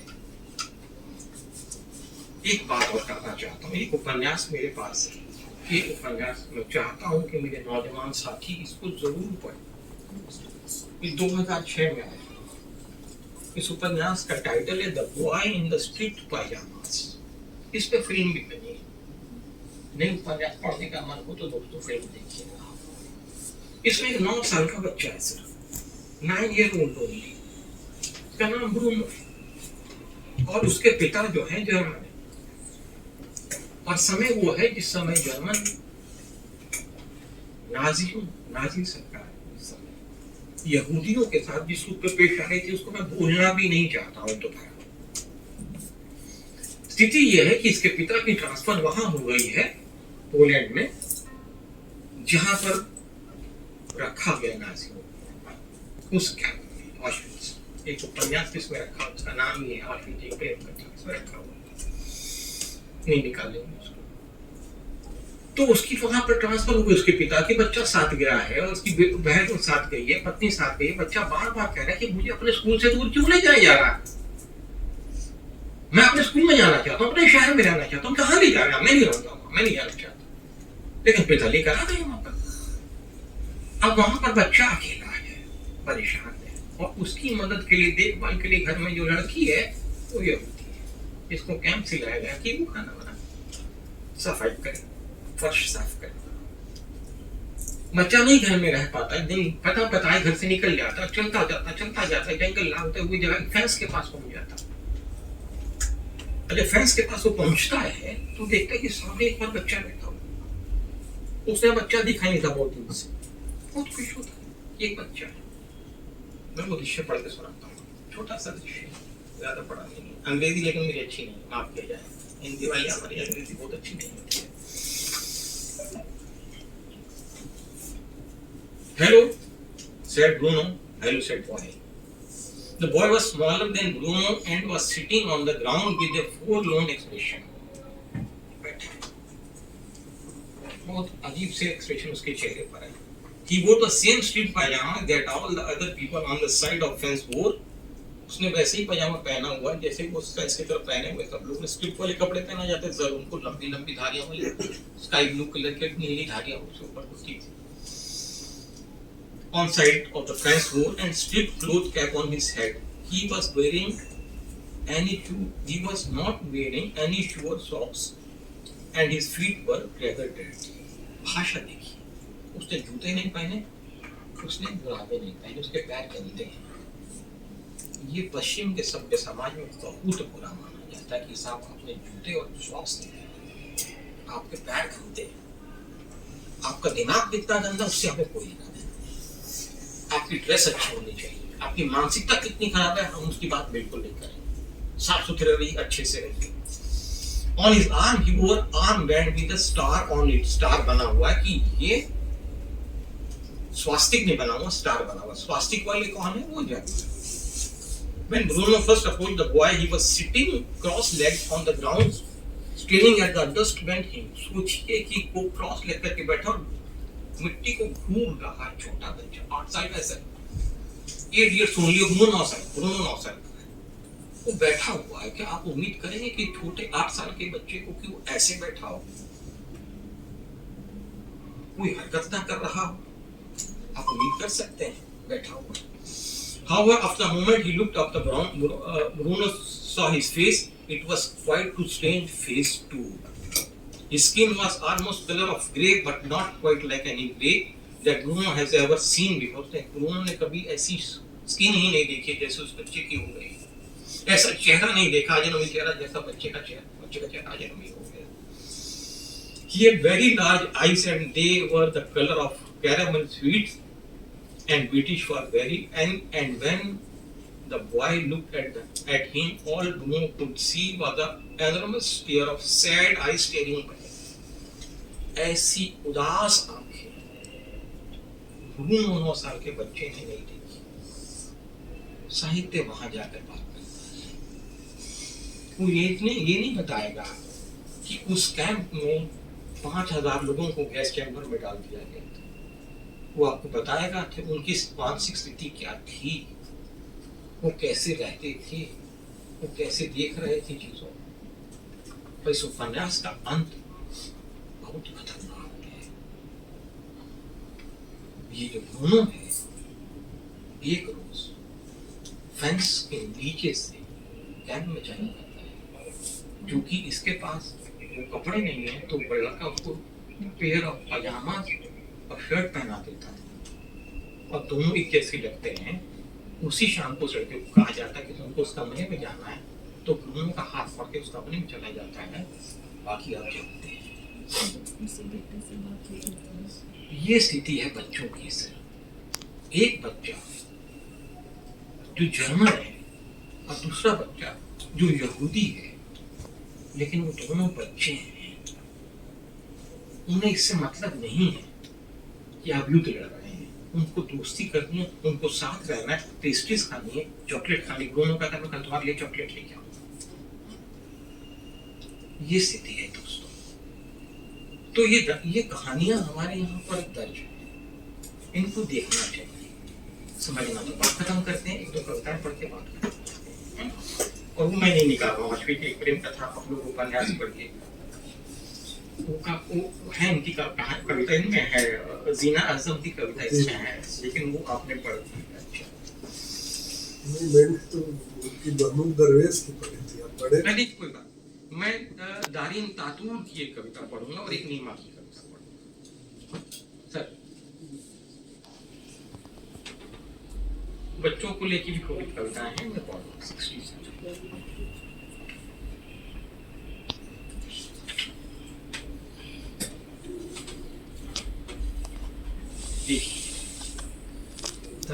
कविता बहुत अच्छी है. एक कविता को पढ़ता हूँ तो बिल्कुल मुझे बहुत याद आते हैं, लेकिन इसको नहीं पढ़ेंगे. उन्होंने मेरा नाम लिखकर मुझे इंसान से फाइल में तब्दील कर दिया. और भूल गए सिगरेट की पट की तरह इस सुरक्षा से मुझे तोड़ डाला। अब मैं एक अप्रवासी थी। मुझे अपने ही वतन के अंदर मैंने लिखना पढ़ना छोड़ दिया, दिन रात रोती रही। अब जब मेरे हक नहीं है तो सपने कैसे? मुझे ढकिया गया कब्रों के मुहाने पर। और हाँ, वे जी तो रही है, पर किस्मत को खोजते हुए घेर लो, बांध दो मुझे, मार डालो, बारूद लगाकर चाहे तो उड़ा डालो, गला काट डालो, कैद कर डालो, मैं हरगिज नहीं छोड़ूंगी अपना वतन, कभी नहीं। जमीन दूर कर दो हमारा घर, मसल डालो मेरा वक्त, जला डालो हमारे दरख्त, देखते रहो मैं लड़ूंगी तुमसे, नहीं मानूंगी तुम्हारे हुक्म। मेरे खेतों में छींट दो मौत के बीज, मेरे ऊपर कर डालो बमों की वर्षा, मैं हरगिज नहीं छोड़ूंगी अपना वतन, ना ही अपनी जमीन पर अपना मालिकाना हक। कभी नहीं किसी तरह का कबूलनामा नहीं दूंगी, जबरिया फौजी ड्यूटी नहीं बजाऊंगी। मैं संघर्ष करने के लिए धरती पर पैदा हूँ और लड़ूंगी तो सीना तान कर, चाहो तो भूख प्यासे तड़पा डालो मुझे, सिर झुकाने का तो सवाल ही नहीं है, मर जाना कबूल कर। बच्चों सुनो बेटा, युद्ध के माहौल में रहने वाली एक युवती कैसे सोचती, अपनी मातृभूमि भला कैसे बेच दूं? मुझे तरसा डालो बाकी गोद के लिए, सुबह सुबह की मुस्कान के लिए, जब्त कर लो मेरी सारी किताबें, उसके पन्ने पलट के पढ़ने से महरूम कर दो। मेरे काम का कोई सामान ना छोड़ो, हराम कर दो मेरे लिए चैन और नींद भी, फिर भी मैं बनी रहूंगी, मैं रहती रहूंगी अपने इसी वतन में, मैं कहीं सफर पर नहीं जाऊंगी। यहीं रहकर सूर्योदय का स्वागत करूंगी, सूरज की तरह तपूंगी और मुखालफत में से तुम्हें तपाऊंगी। मैं अपने वतन की छाया छोड़कर कहीं नहीं जाऊंगी। यदि धोखे से मेरा कत्ल कर दोगे, कोई और बाल लड़ाका पैदा होगा पीछे पीछे मेरे, कि ले आए जिंदा मौत से छीन कर मुझे ऐसे वैसे मिटा नहीं सकते। मैं कहती हूँ ना, एक नहीं 1000 बार, नहीं जाऊंगी, मैं नहीं जाऊंगी अपना वतन छोड़कर। ये विस्थापन क्या होता है, कैंप क्या होता है? सर ने जैसे बताया ना शुरू में, ध्यान दो बेटा, स्त्रियों की, लड़कियों की बहुत सारी जरूरतें होती हैं, पर्सनल हाइजीन होता है। ऑशविट्ज कैंप में सर लड़कियों को कपड़े नहीं पहनने दिए जाते थे। क्या करें? मैं हरगिज नहीं छोड़ के जाऊंगी अपने देश से प्यार। कौन नहीं करता भाई? सर मधुलिका के नहीं है ये, पुरस्कार कहानी के मधुलिका है, रातीम टाटू छीन रहे हैं, उनका बुल मुझसे छीन रहे। एक और इसमें कहा, एक और कविता है, वो नहीं पढ़ूंगा। उस कविता में ये आता है कि ग्लोब जो है उस पे इतने 196 देश है ग्लोब पे, और वो $25 का है, और 50 सेंट का एक रूबल, 50 सेंट का एक मुझे एक देश पड़ रहा है। तो वो कहती हैं कि क्या ये ग्लोब आप मुझे दे देंगे? मैं अपने पास रखना चाहती हूँ ताकि आप इसमें से फिलिस्तीन को हटा नहीं सके। मैं खरीद लेती हूँ इसको, लेकिन मैं फिलिस्तीन नहीं हटा दूंगी। ये स्त्रियां हैं, ये युवतियां हैं, ये महिलाएं, ये बच्चियां हैं, इनसे सीखिए, इनको जानिए, तब आप समझ पाएंगे। ज्यादा तो नहीं कर रहा हूं। गाया में मां कभी नहीं सुनती, वह अंधेरे को कान लगाकर सुनती है, उसके किनारों को छू कर देखती है, उससे आते हुए आहट को पहचान कर एक एक आवाज को छांटती है कि सुना सके बच्चे को सोने से पहले मुनासिब उपयोगी कहानी। जब वे सो जाते हैं उनकी हिफाजत करते हुए रचती है, बचाती है, वहीं खड़ी रहती है। गाजा में माँ कभी नहीं रोती, कातर भी नहीं होती, अपने मन का डर, गुस्सा, दुआ सब कुछ अब अपने फेफड़ों में छुपा कर रखती है। तब तक दम साध कर इंतजार करती है जब तक विमानों का शोर दूर नहीं चला जाता। उसके बाद तेज तेज सांस रोके। गाजा की माँ दूसरी माँ की तरह नहीं, वे अपने आंसुओं के नमक से आटा गूंथ कर रोटी पकाती है और अपने बच्चों को मातृभूमि को खाने को परोसती है। याद कीजिए उस माँ की बात, ध्यान दीजिए उस माँ के बारे में जो अपने बच्चों को सुला रही है और ऊपर जो है फाइटर प्लेन उड़ रहे हैं, कैसे संभालेगी? वो सो नहीं पाती कि जाने क्या हो, जाने कैसे हो। यादव ने नहीं कहा हमारे यादव ने नहीं कहा। याद नहीं। खालिद जुना साहब की एक कविता है, गाजा के दुष्ट खुरफाती बच्चे। दो कविता, एक ये पढ़ना, एक और पढ़ना। ओ गाजा के दुष्ट खुरफाती बच्चों, मेरी खिड़की के नीचे हर समय तुम चीखते चिल्लाते रहते हो। कोई सुबह ऐसी नहीं बख्शी तुमने कि जब दौड़ना शोर मचाना ना हुआ हो। तुमने तोड़ फोड़ डाले मेरे फूलदान, यहाँ तक कि बालकनी में खिले फूल भी जाते जाते नोच लिए। ये पहला हिस्सा। दूसरा हिस्सा, लौट आओ मेरे प्यारे बच्चों, अब जितना चाहो शोर मचाओ। जितने फूलदान है सब तुम्हारे हवाले, तोड़ो फोड़ो जो चाहे सो करो, चुरा ले जाओ मेरी बालकनी के सारे फूल, पर आ जाओ मेरे प्यारे, आ जाओ मेरे बच्चों, लौट आओ मेरे प्यारे बच्चों। 2014 में लगभग 2 महीने तक गाजा पर इजरायली हमले में हजारों फिलिस्तीनी बच्चे मारे गए। खालिद जुमा ने उन पे करता है 2014 में आने वाले अब हमारे बच्चों को मारना है। कोई बात नहीं।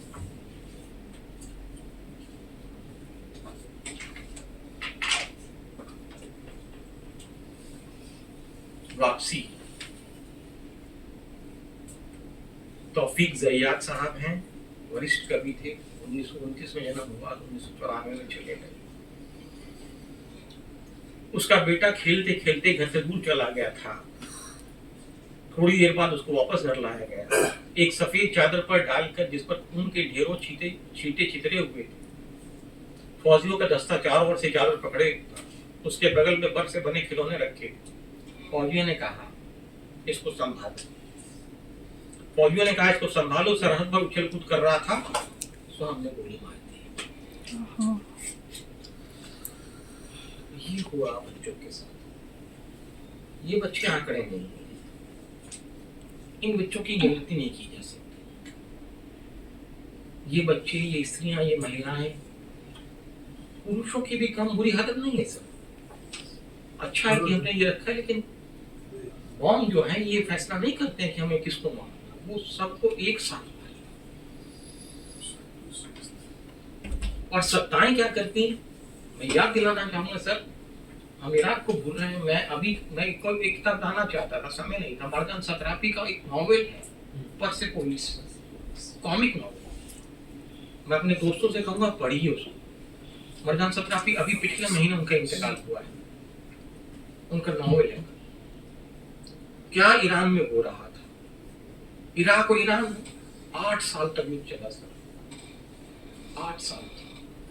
सीरिया में जो प्रॉब्लम है, कुर्दिश जो प्रॉब्लम क्रिएट कर रहे हैं, कुर्दिश का वो जो उनका एरिया है वो सीरिया से होते हुए नीचे इराक की पेरिफेरी से ईरान के अंदर तक आता है। क्या स्थितियां बनती हैं, कैसे स्थितियां बनती हैं, क्या हमारे ग्लोब में हो रहा है, ये बड़ी परेशान करने वाली बातें हैं दोस्तों। तो मैं ये कहना चाह रहा हूं कि वहां मैं कह रहा था, एक बात मैं भूल गया कि इराक में जानते क्या हुआ, वो इस किताब में भी इसका जिक्र है। इराक में ये हुआ कि विमेन सोल्जर्स को भी, और जो इराकी जिन लोगों को कैद कर लिया गया था, सोल्जर्स को बताते हुए, मतलब लेकिन बताऊंगा, गले में चेन डालकर एक महिला सोल्जर खींच के ले जा रही, और उस व्यक्ति के, उस सोल्जर के चेहरे पर एक कपड़ा पहनाया गया है। जानते क्या है? वो अंदर जेल जो उसके चेहरे पर, और उसको खींच के ले जाया। सत्ताएं ऐसे भी अनुकूलन करती हैं। ये ध्यान रखिए, सिर्फ पितृ सत्ता ही स्त्री का अनुकूलन नहीं करती है, वही उसको जो है अपने साथ उसको में अपने लिए इस्तेमाल नहीं करती। सत्ताएं भी इस्तेमाल करती हैं, राष्ट्र भी इस्तेमाल करता है। हमने ये देखा ना, हमने ये देखा, ये भी हमें जानना होगा, ये भी हमें समझना होगा। आप कभी पंजाब के बॉर्डर पर जाके देखिएगा, 6 फीट की वहां पर सोल्जर्स लड़कियां खड़ी हुई हैं। शामिल कर लिया गया सेना, बहुत अच्छी बात है, होना चाहिए सर, ये होना चाहिए। वो चलाए, सेनाओं को भी वो चलाए, देश को भी वो चलाए। लेकिन कैसे ये दिमाग में आ जाता है कि हम ये कर सकते हैं, किसी मनुष्य को हम इस तरह से ले जा सकते हैं। मैंने वो दृश्य अखबार पे सर आपने देखा, हम लोग, मैंने अखबार में वो दृश्य देखा, उसको मैंने फोटो देखी, हैरान। तो स्थितियां बड़ी विचित्र और विडंबनापूर्ण है साथियों।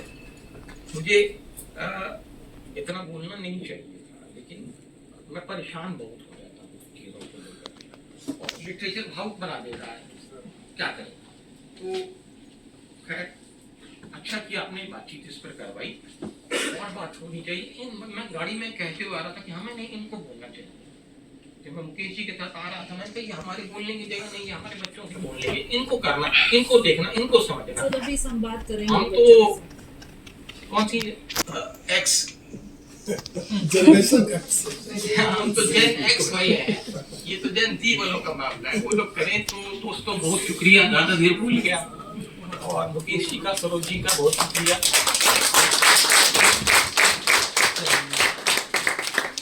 बहुत शुक्रिया सर। फ्रेंड्स, मैंने ध्यान दिया होगा आपने कि नीरज जी को बुलाते समय कोई परिचय उस तरह से नहीं दिया।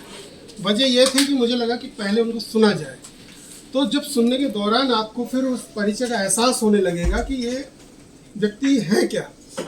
हम जब डिपार्टमेंट में होते हैं या इनकी क्लास में भी चले जाते हैं, सुनते हैं, ओरिएंटेशन या रिफ्रेशर या इंडक्शन कोर्स में भी, तो ऐसे लगता है कि जैसे एक ऐसा दायरा है जो हमने अपने चारों तरफ खींचा हुआ, तो उस दायरे को तोड़ते हुए वो एक ऐसी दुनिया हमारे सामने रच देते हैं जहाँ पर हमें लगता है कि हमें अभी भी अपने उस दृष्टि को खोलने की ज़रूरत है, अभी भी उस वैचारिकता के तमाम नए आयामों को गढ़ने की आवश्यकता है, और नए टूल्स तो हमारे पास लगातार आते ही रहने चाहिए। दोस्तों, हम ऐसे मुल्क में जी रहे हैं जहाँ पर लड़कियों के कपड़ों के आधार पर उनके चरित्र का निर्धारण कर देते हैं, जाति के आधार पर योग्यता का निर्धारण कर देते हैं, और धर्म के आधार पर देशभक्ति या राष्ट्र प्रेम का भी निर्धारण कर देते हैं। ऐसे माहौल में, ऐसी दुनिया में इस तरह के सवाल तो सदैव जिंदा रहेंगे ही। बहरहाल, लेकिन अब दुनिया बदल रही है। उन सवालों के जवाब देने के लिए बहुत सारे लोग, चाहे बजरंग जी हो, नीरज जी हो, मदन कश्यप सर हो, विलास सर हो, इस तरह के बहुत सारे लोग अब हमारे पास मौजूद हैं, और ये दुनिया इसी तरह से आगे बढ़ती रहेगी। मंगलेश जी जब बच्चों के लिए चिट्ठी जैसी कविता लिखते हैं, या आलोक धनवा जब सफ़ेद रात की बात करते हैं, या पाश मैं अब विदा लेता हूँ जैसे कविता लिखते हैं, तो वो भी इसी तरह के सवालों से लगातार जूझते हुए, अपने मर्म को सामने रखते हुए उस दुनिया से सवाल कर रहे हैं कि आखिर ये दुनिया, जिस दुनिया की अच्छाई की बात हम करते हैं, जिस बेहतर दुनिया की बात करते हैं, वो दुनिया बेहतर कैसे हो सकती है। बहरहाल, नीरज जी ने अपनी बात रख दी। अब मैं अध्यक्ष को बुलाऊं उससे पहले मैं चाहता हूं कि जो आज की हमारी चर्चा हुई है, बातचीत हुई है, इस पर कुछ एक साथी अगर अपनी टिप्पणी, सुझाव या अपनी बातचीत रखना चाहते हैं, तो अब हम एक मिनट में 2-4 साथियों को बिल्कुल उसी में शामिल है। मैंने भी बहुत सारे अनुवाद किए हैं, तो मुझे साहित्य और युद्ध की को लेके क्या परिस्थितियां हैं उसके बारे में थोड़ा सा बिल्कुल।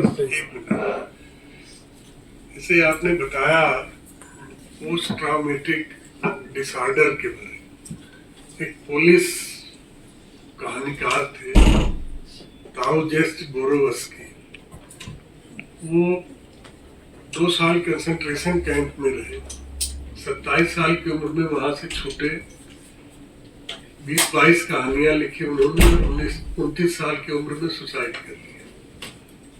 उनकी एक कहानी है कि खोज के इंटरनेट पे पढ़िएगा, वैसे मैं हिंदी में उसका मैंने अनुवाद किया है। Ladies and gentleman, for gas this side, gas means concentration camp का गैस चैम्बर। तो वो उसमें वो परिस्थितियां हैं कि कैसे गैस चैम्बर में रहते थे, और कैसे जिंदा रहने के लिए एक मेंबर जो गैस ऑलरेडी उस कंसंट्रेशन कैंप में है, दूसरे कंसंट्रेशन कैंप के मेंबर को मैनिपुलेट करता था, उसको एक्सप्लॉइट करता था, उस पर अत्याचार करता था। डिह्यूमनाइजेशन जो कहते हैं। और दूसरी एक और बात मुझे याद आई, मैंने अफगानिस्तान की महिलाओं की बहुत सारी कहानियों से बात किए हैं, और वो सारी कहानियां ऐसी हैं कि जो तालिबान के पीरियड में लिखी गई, जब पढ़ना लिखना प्रतिबंधित था, लिखना छपना प्रतिबंधित था।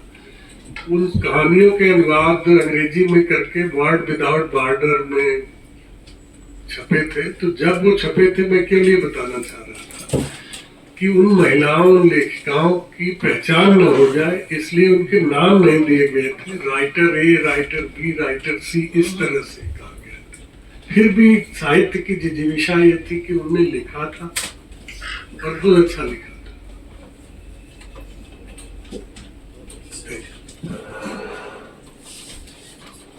बहुत शुक्रिया सर। और कोई हमारे साथी अपनी बात रखना चाह रहे हैं तो आप? हाँ, पूरन सिंह सर हमारे साथ हैं। लोग की छोटी छोटी बातों को लेकर जिस तरह से उन्होंने अपनी लघु कथाओं के माध्यम से उन सामाजिक समस्याओं को या अपने आसपास की प्रॉब्लम्स को सामने रखा है, उसमें उनका एक बड़ा नाम है। मैं चाहूँगा कि पूरन सिंह सर आए और अपनी कोई बात इसी विषय के आसपास जो उनके पास मौजूद है उनमें से इस विषय पर अपनी बात करें। पूरन सिंह सर। धन्यवाद सरोज मैम और आप सब मेरे साथी। यहाँ आया था तो ये नहीं पता था मुझे ये बोलना पड़ेगा। आप कहानी सुनाइए। कहानी लघु कथा। वही आ रहा हूँ। सो विदेशों में लड़ाइयाँ होती हैं, इन सब की बातें करते हैं। मुझे लग रहा हमारे यहाँ भी एक अप्रत्यक्ष युद्ध चल रहा है। वो दिख नहीं रहा है, वो वर्चस्व की लड़ाई के लिए है। जहाँ ये कहा जाता है कि सरपंच से लेकर सांसद तक मुझे जीत चाहिए, मुझे वर्चस्व चाहिए। सो उसी वर्चस्व पर मेरी बहुत छोटी सी लघु कथा लिखी है। 10 लाइन की होगी। बजरंग सर ध्यान चाहूँगा। एक बियाबान जंगल था, उसमें शेर, हाथी, गाय, बकरी, सुअर आदि अनेकों जानवर रहते थे। आश्चर्य की बात ये थी कि एक शेर को एक बकरी के बच्चे से प्यार हो गया। प्यार इतना बड़ा कि वह सब काम छोड़कर अर्थात शिकार करना छोड़कर उसी की देखरेख में रहने लगा। ये बात दूसरे शेरों को अच्छी नहीं लगी। उन्होंने आकर उस शेर को समझाया और कहा कि उस बकरी के बच्चे से मोह छोड़ दे, नहीं तो उस बकरी के बच्चे को मैं मार दूंगा। शेर भी जिद्दी था। जब तक मैं जिंदा हूं, मेरे उस बकरी के बच्चे का कोई बाल भी बांका नहीं कर सकता। सोच लो, कहकर सभी शेर जंगल से वापस चले गए। और इस घटना के ठीक दूसरे दिन सभी शेरों ने बकरी के बच्चे पर आक्रमण कर दिया। शेर ने जान की बाजी लगा दी और बकरी के बच्चे को बचाते बचाते अपनी जान दे दी। सभी शेरों ने मिलकर उसे मार डाला। जंगल के अन्य जानवरों ने उन शेरों से पूछा कि आपने ऐसा क्यों किया कि अपने शेर को ही मार डाला? तो सभी ने एक स्वर में कहा, कई बार अपना वर्चस्व बनाए रखने के लिए यदि अपनों की भी बलि देनी पड़े तो कोई बात नहीं है। बकरी का बच्चा मामूली था, शेर उसे पाल रहा था। अगर हम अपने शिकार से ही प्रेम करने लगेंगे तो जिएंगे कैसे? मामूली और ताकतवर के बीच का फर्क तो रहना ही चाहिए। उनकी यह बात सुनकर जंगल के शेष जानवर भी सहम गए थे। बकरी का बच्चा सुरक्षित नहीं था। धन्यवाद। बहुत बढ़िया सर। कोई और साथी हमारे इस कार्यक्रम में अपनी बात रखना चाह रहे हैं विषय से संबंधित? जैसा नीरज सर ने कहा कि कार्यक्रम में युद्ध, स्त्री और बच्चे भी मौजूद हैं।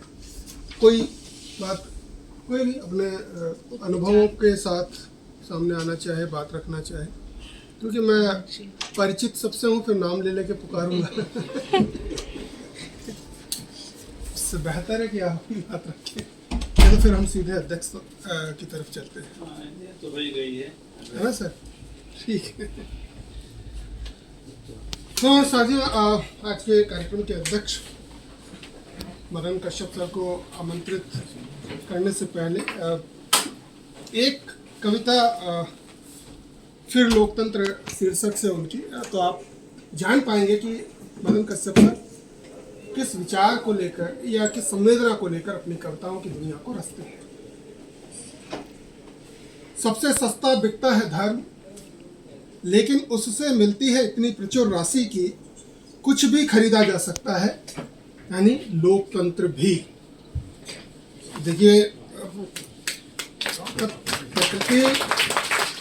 प्रकृति और प्रेम ये एक ठीक सामान्य एक किसी भी कवि के लिए बहुत सामान्य से कह लीजिए कि विषय है, पर जीवन राग और संघर्ष वो भी जीवन के यथार्थ का, उस यथार्थ बोध के साथ अपनी उस दुनिया को लेकर आगे बढ़ना, और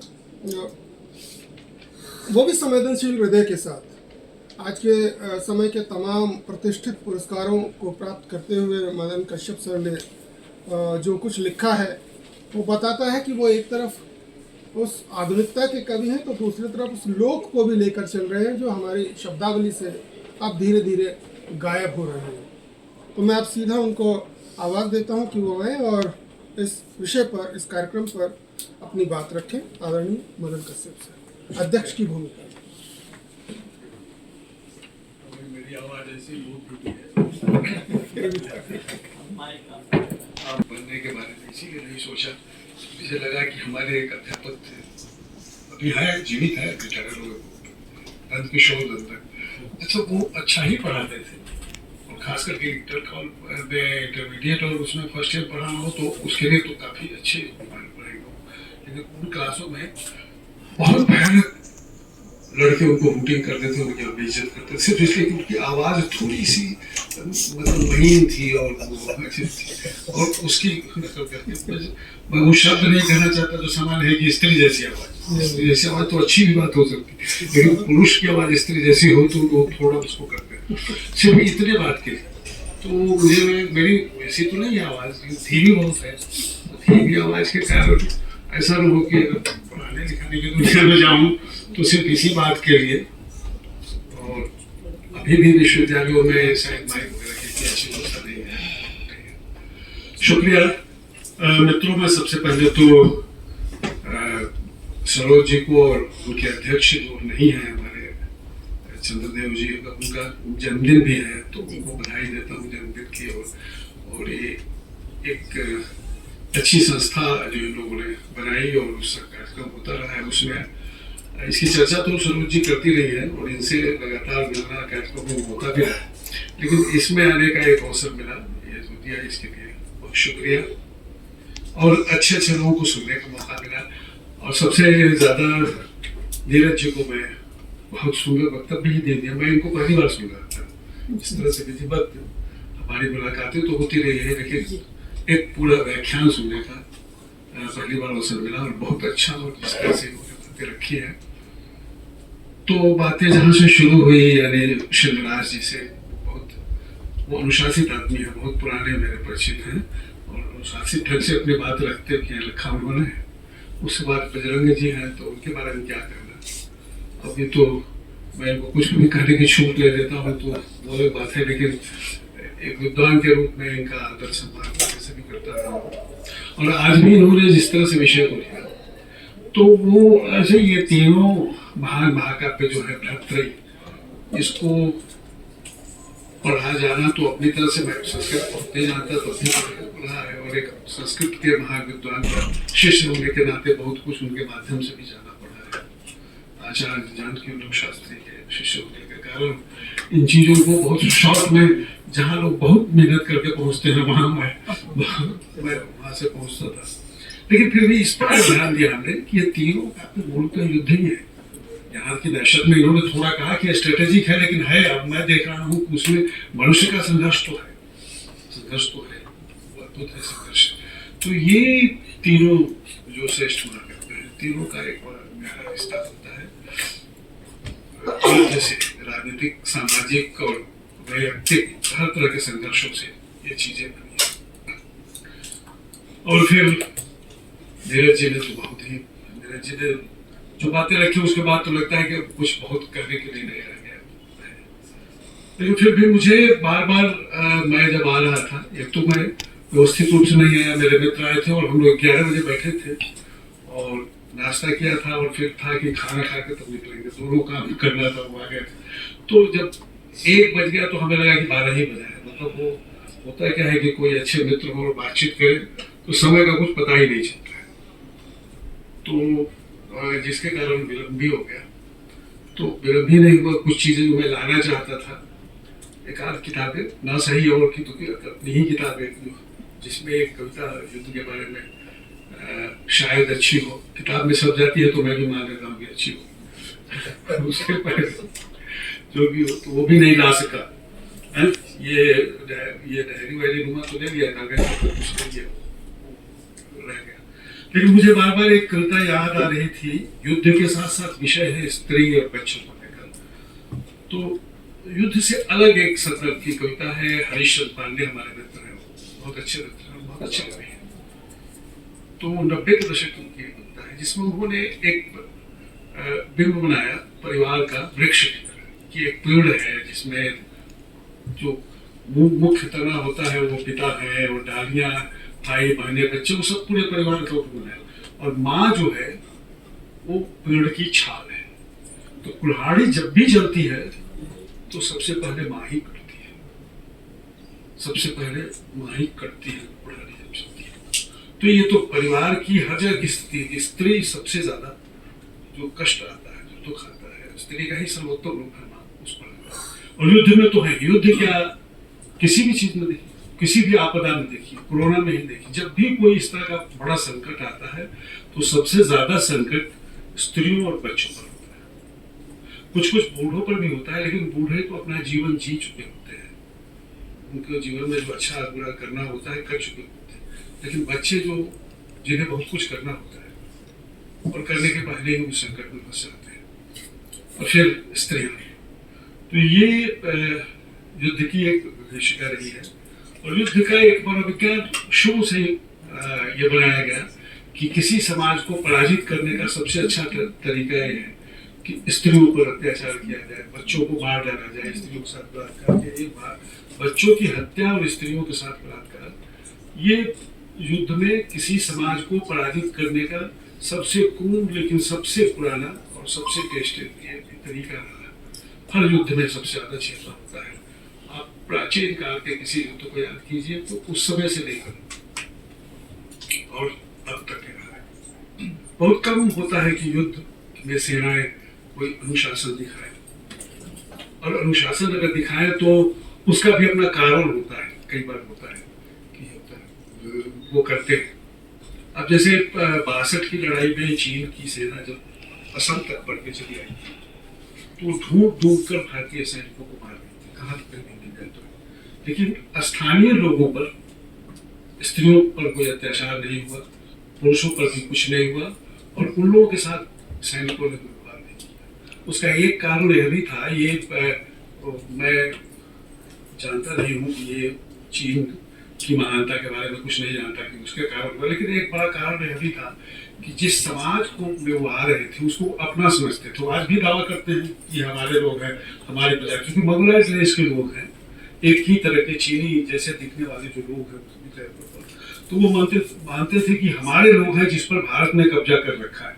तो वो भारतीयों यानी ऊंची नाक वाले या सांवले रंग वाले इन लोगों को ढूंढ रहे थे, और वैसे लोगों को ढूंढ कर और खासकर सैनिकों को तो मार ही रहे थे लोग। तो एक सैनिक ने ही जो अपना विवरण लिखा है कि कैसे वो बचा, तो वो एक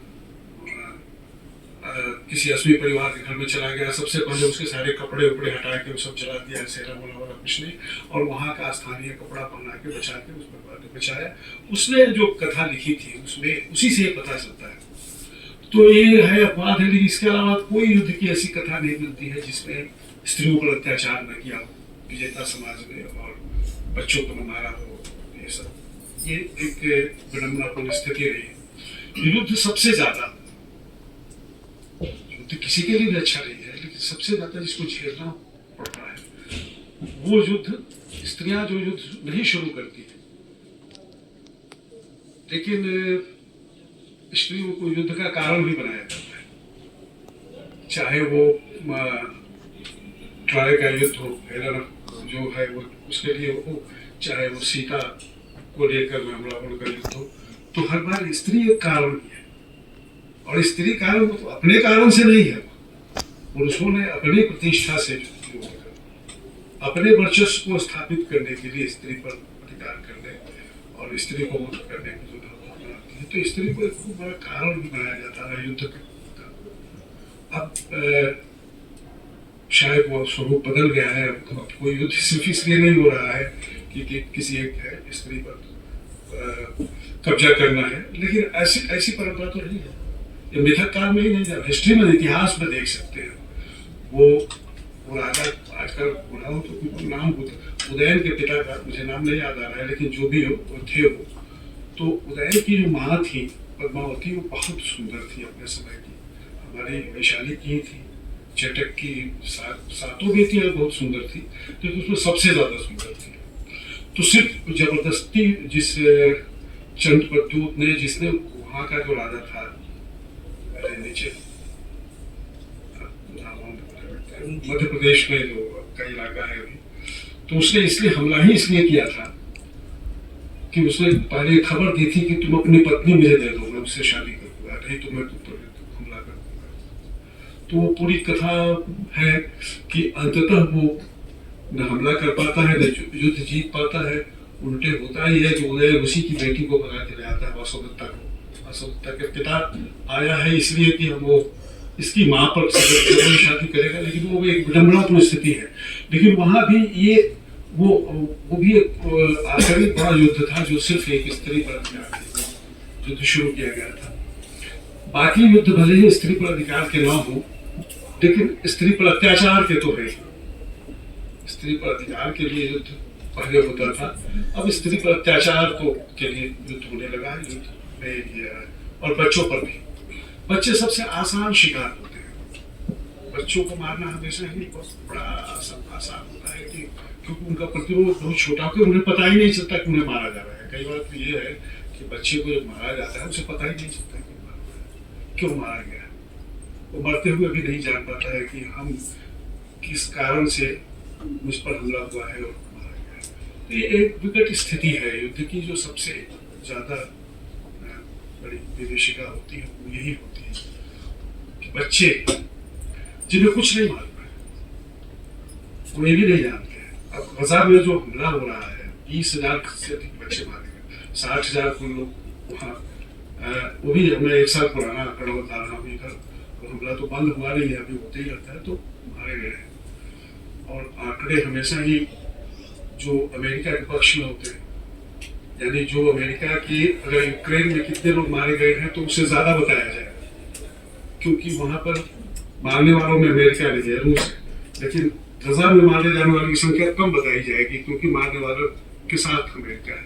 तो आंकड़े, जो वैश्विक आंकड़े होते हैं, वो हमेशा अमेरिका के पक्ष में होते हैं। हमारी मीडिया भी, तमाम दुनिया की तमाम मीडिया के साथ ये रहा है कि वो एक अलग मसला है, उस पर अलग कोई बात नहीं कर सकते।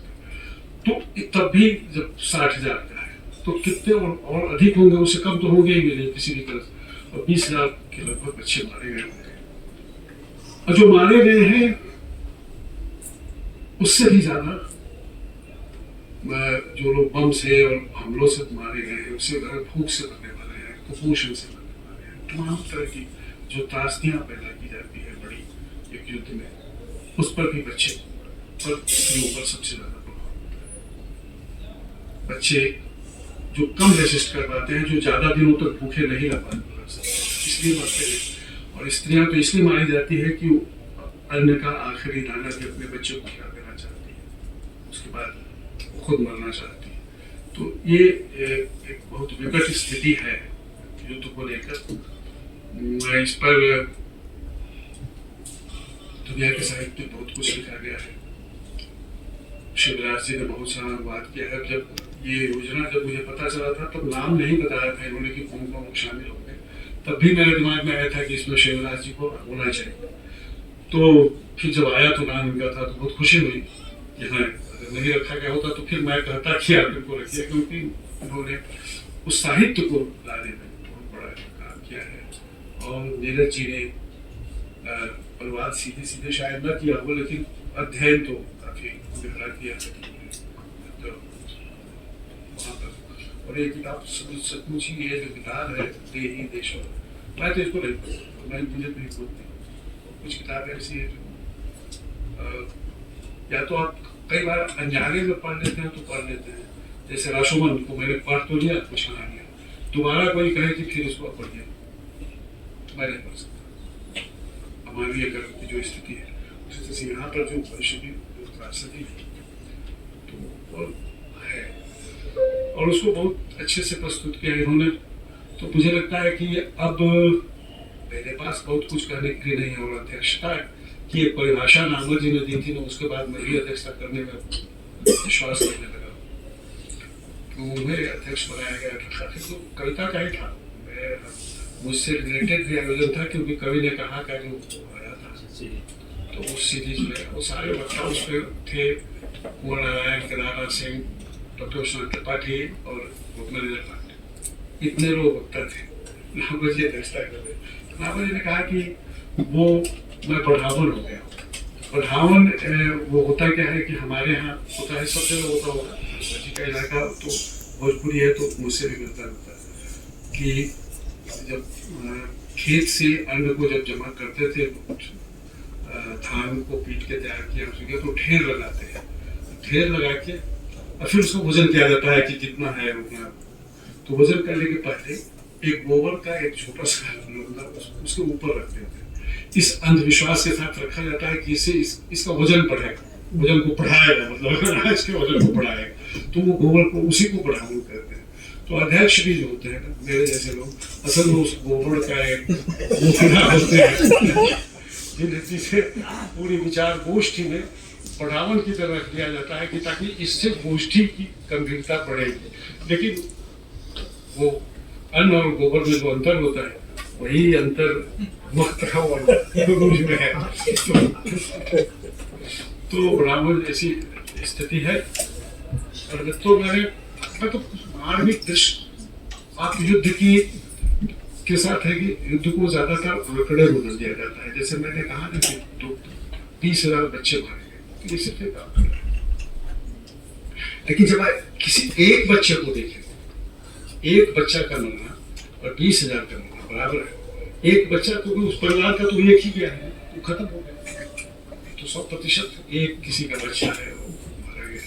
तो एक बच्चे की त्रासदी को अलग करके जब हम देखते हैं तब उसी लड़ाई का पता चलता है। मुझे याद है उस दृश्य में कि जब शुरू हुआ था यूक्रेन का युद्ध, तो यूक्रेन के युद्ध में प्रारंभ में ही जो हमला हुआ था, और यूक्रेन तो ध्वस्त हो गया। शुरू 1-2 दिन के हमले में कोई उसके पास था नहीं, उसकी सेना ने अपना नैतिक बल भी खो दिया, लड़ने के लिए गया नहीं। तो उसके बाद तो यूरोप उसको लड़ा, अमेरिका और यूरोप ने उसको एक तरह से वो मरे हुए कंधे पर वही कहानी आ जाती है भगदत्त वाली की। भगदत्त का हाथी जब मर गया था तो वो तब भी उस पर मरे हुए हाथी को भी जान से दबाकर लड़ रहा था। तो यूक्रेन उस भगदत्त के हाथी की तरह, जिस पर कभी सवाल अमेरिका था, अब यूरोप के देश हो गए हैं, अमेरिका ने अपना को हटा दिया। तो वो उस स्थिति, तो उसमें शुरुआती दौर में कुछ लोग जा रहे थे पोलैंड की ओर रिफ्यूजी करते हुए, कैद दिखाया जा रहा है। तो उसमें बच्चे हैं, माँ है, पिता है, परिवार छोटे छोटा थोड़ा सामान लेकर कुछ भी जा रहे हैं। एक अकेला बच्चा जा रहा था, उसके साथ कोई नहीं, और वो ट्रॉली खींचते हुए जा रहा है, बहुत रो रहा था, बहुत बुरी तरह रो रहा है।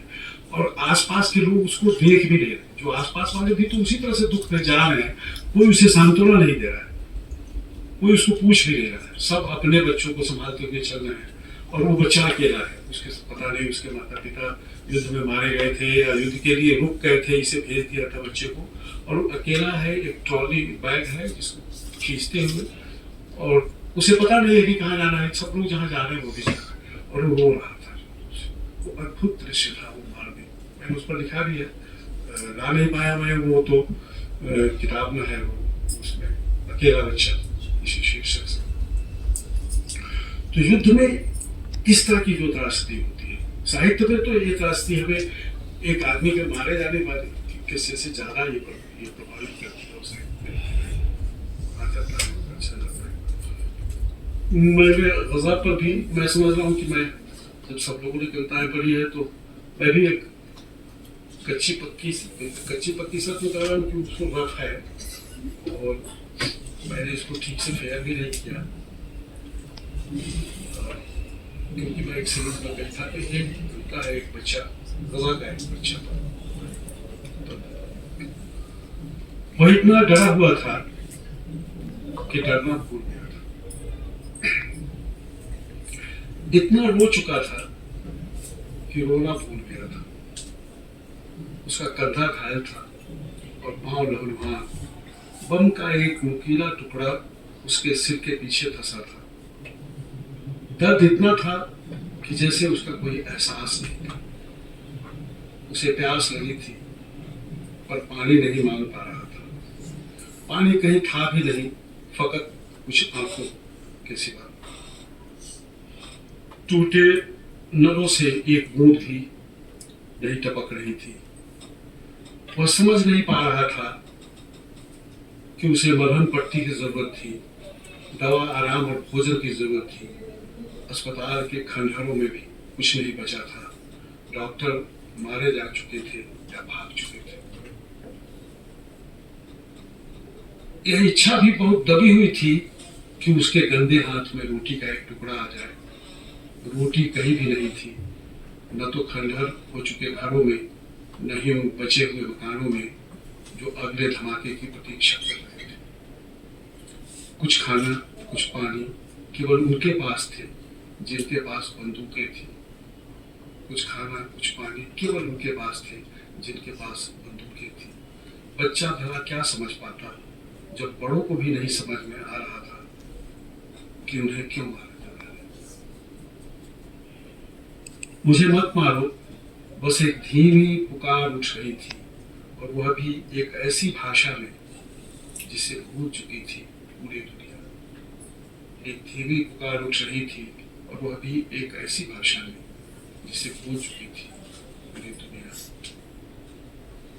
और बच्चों पर भी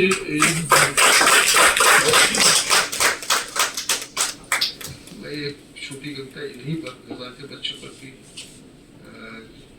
पढ़ देता हूँ। और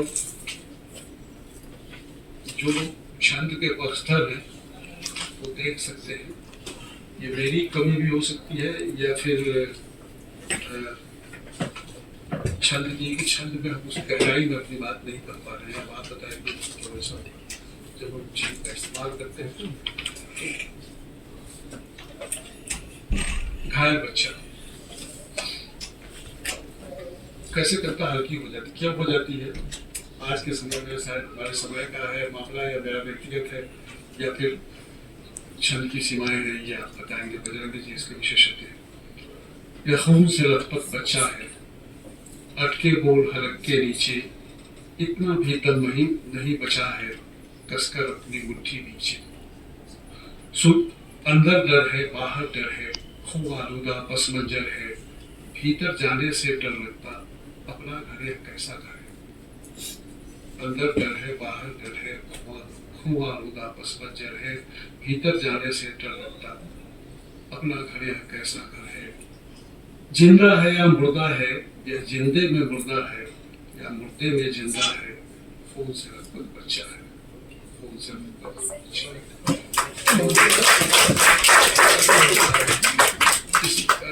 3-4 साल से इधर युद्ध तो लगातार चलता रहा है। युद्ध तो हमारे यहाँ या देश में या दुनिया में लगता है कि सभ्यता का नाम ही युद्ध है।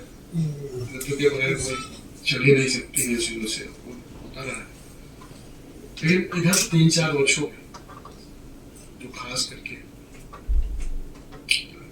पहले तो सोवियत संघ के विघटन के बाद जो पहला बड़ा युद्ध यूरोप के देशों में हुआ, जिसकी चर्चा इन्होंने की भी है, उपन्यास बन गया है, और वो एक विचित्र है। उस युद्ध की चालाकी भी तो देखिए। शुद्ध सांप्रदायिक युद्ध था, ईसाइयत बनाम मुसलमान, लेकिन उसको कहा क्या जाता है, मुसलमान बनाम सर्बिया। कैसे हो सकता है? बिहारी और बंगाली में दंगा कर सकते हैं, या हिंदू और मुसलमान में, लेकिन कोई कहे कि बिहारी और मुसलमानों में दंगा हो। तब सिर्फ ईसाइयत को, ईसाइयत करुणा के हल में ये दंगाई नहीं है बचाने के लिए किया गया। सारे सर्बिया के लोग जो थे वो पूरी तरह से ईसाई हैं, क्रिश्चियन है सब, और जो बोस्निया के लोग थे वो मुसलमान थे। तो वो दंगा जो था वो पूरी तरह से दंगा ही था और उस दंगे की जिसमें 93,000 लोग मारे गए, ये आंकड़ा है कम से कम। और उसी में वो सारी त्रासदी हुई जिन त्रासदियों से वो कथाएं बनी, तो वो सारा वहां से लेकर अब तक ये लगातार किसी न किसी रूप में चलता ही रहा है। लेकिन अभी इधर 3-4 वर्षों में यूक्रेन के युद्ध के बाद युद्ध का एक नया स्वरूप आया और जो दिखाई दे रहा है उसको लेकर हम लोग लगातार चिंतित हैं। 2 कारणों से है। एक तो मानवीय त्रासदी तो है ही, हमेशा होती है, लेकिन यह त्रासदी एक विश्व युद्ध की ओर ले जा रही है। बल्कि यह भी हो सकता है कि विश्व युद्ध चल रहा हो, अभी हम समझ नहीं पा रहे। ठीक उसी तरह से जैसे बच्चे नहीं समझ पाते हैं कि ये युद्ध उनको क्यों मारा जा रहा है, उसमें हम समझ नहीं पा रहे हैं, और बाद में इतिहास में पता चलेगा कि ये सब तो जो हो रहा था वो है, कम से कम ये चला ही जाएगा। कभी कुछ भी हो सकता है। अगर ये ट्रंप नहीं हारता है मिड टर्म इलेक्शन तो कुछ ना कुछ होगा, और हारता है तो शायद कुछ दूसरी तरह से चीजें बदले। लेकिन ये युद्ध है, हमें एक लेखक के रूप में, एक कवि और साहित्य के अध्येता के रूप में हमेशा ही ये लगता है, और हमेशा हम उसके विरुद्ध खड़े होते हैं। अकेला हम जब कह रहे हैं तो मतलब मेरा अकेले का मामला नहीं, ये सबका मामला है, ये तो है। लेकिन इसमें शायद यह भी दिख रहा है कि लोगों ने साम्राज्यवादी हमलों और इस शातिर जो हमलावरों से लड़ने का अपना रास्ता भी निकाला है। जाहिर है कि वो रास्ता कुर्बानी के बगैर तो कुछ होता नहीं, लेकिन जिस तरह से ईरान ने अपना रास्ता निकाला, ईरान ने अमेरिकी चुनौती को जिस तरह से लिया, वो भी एक पक्ष है और उसको भी देखने और समझने की जरूरत। हमारे पास बहुत कुछ है, ये ऐसा समय है, इस तरह का युद्ध है जिस पर बहुत कुछ जानने और समझने की जरूरत है, और मनुष्यता के पक्ष को, सही पक्ष को ढूंढ पाना भी इतना आसान नहीं है। ऐसे भी ये औस्तुत का युग है, सच रचा जाता है। पहले क्या होता था कि सच तो सच होता है, झूठ गढ़ा जाता।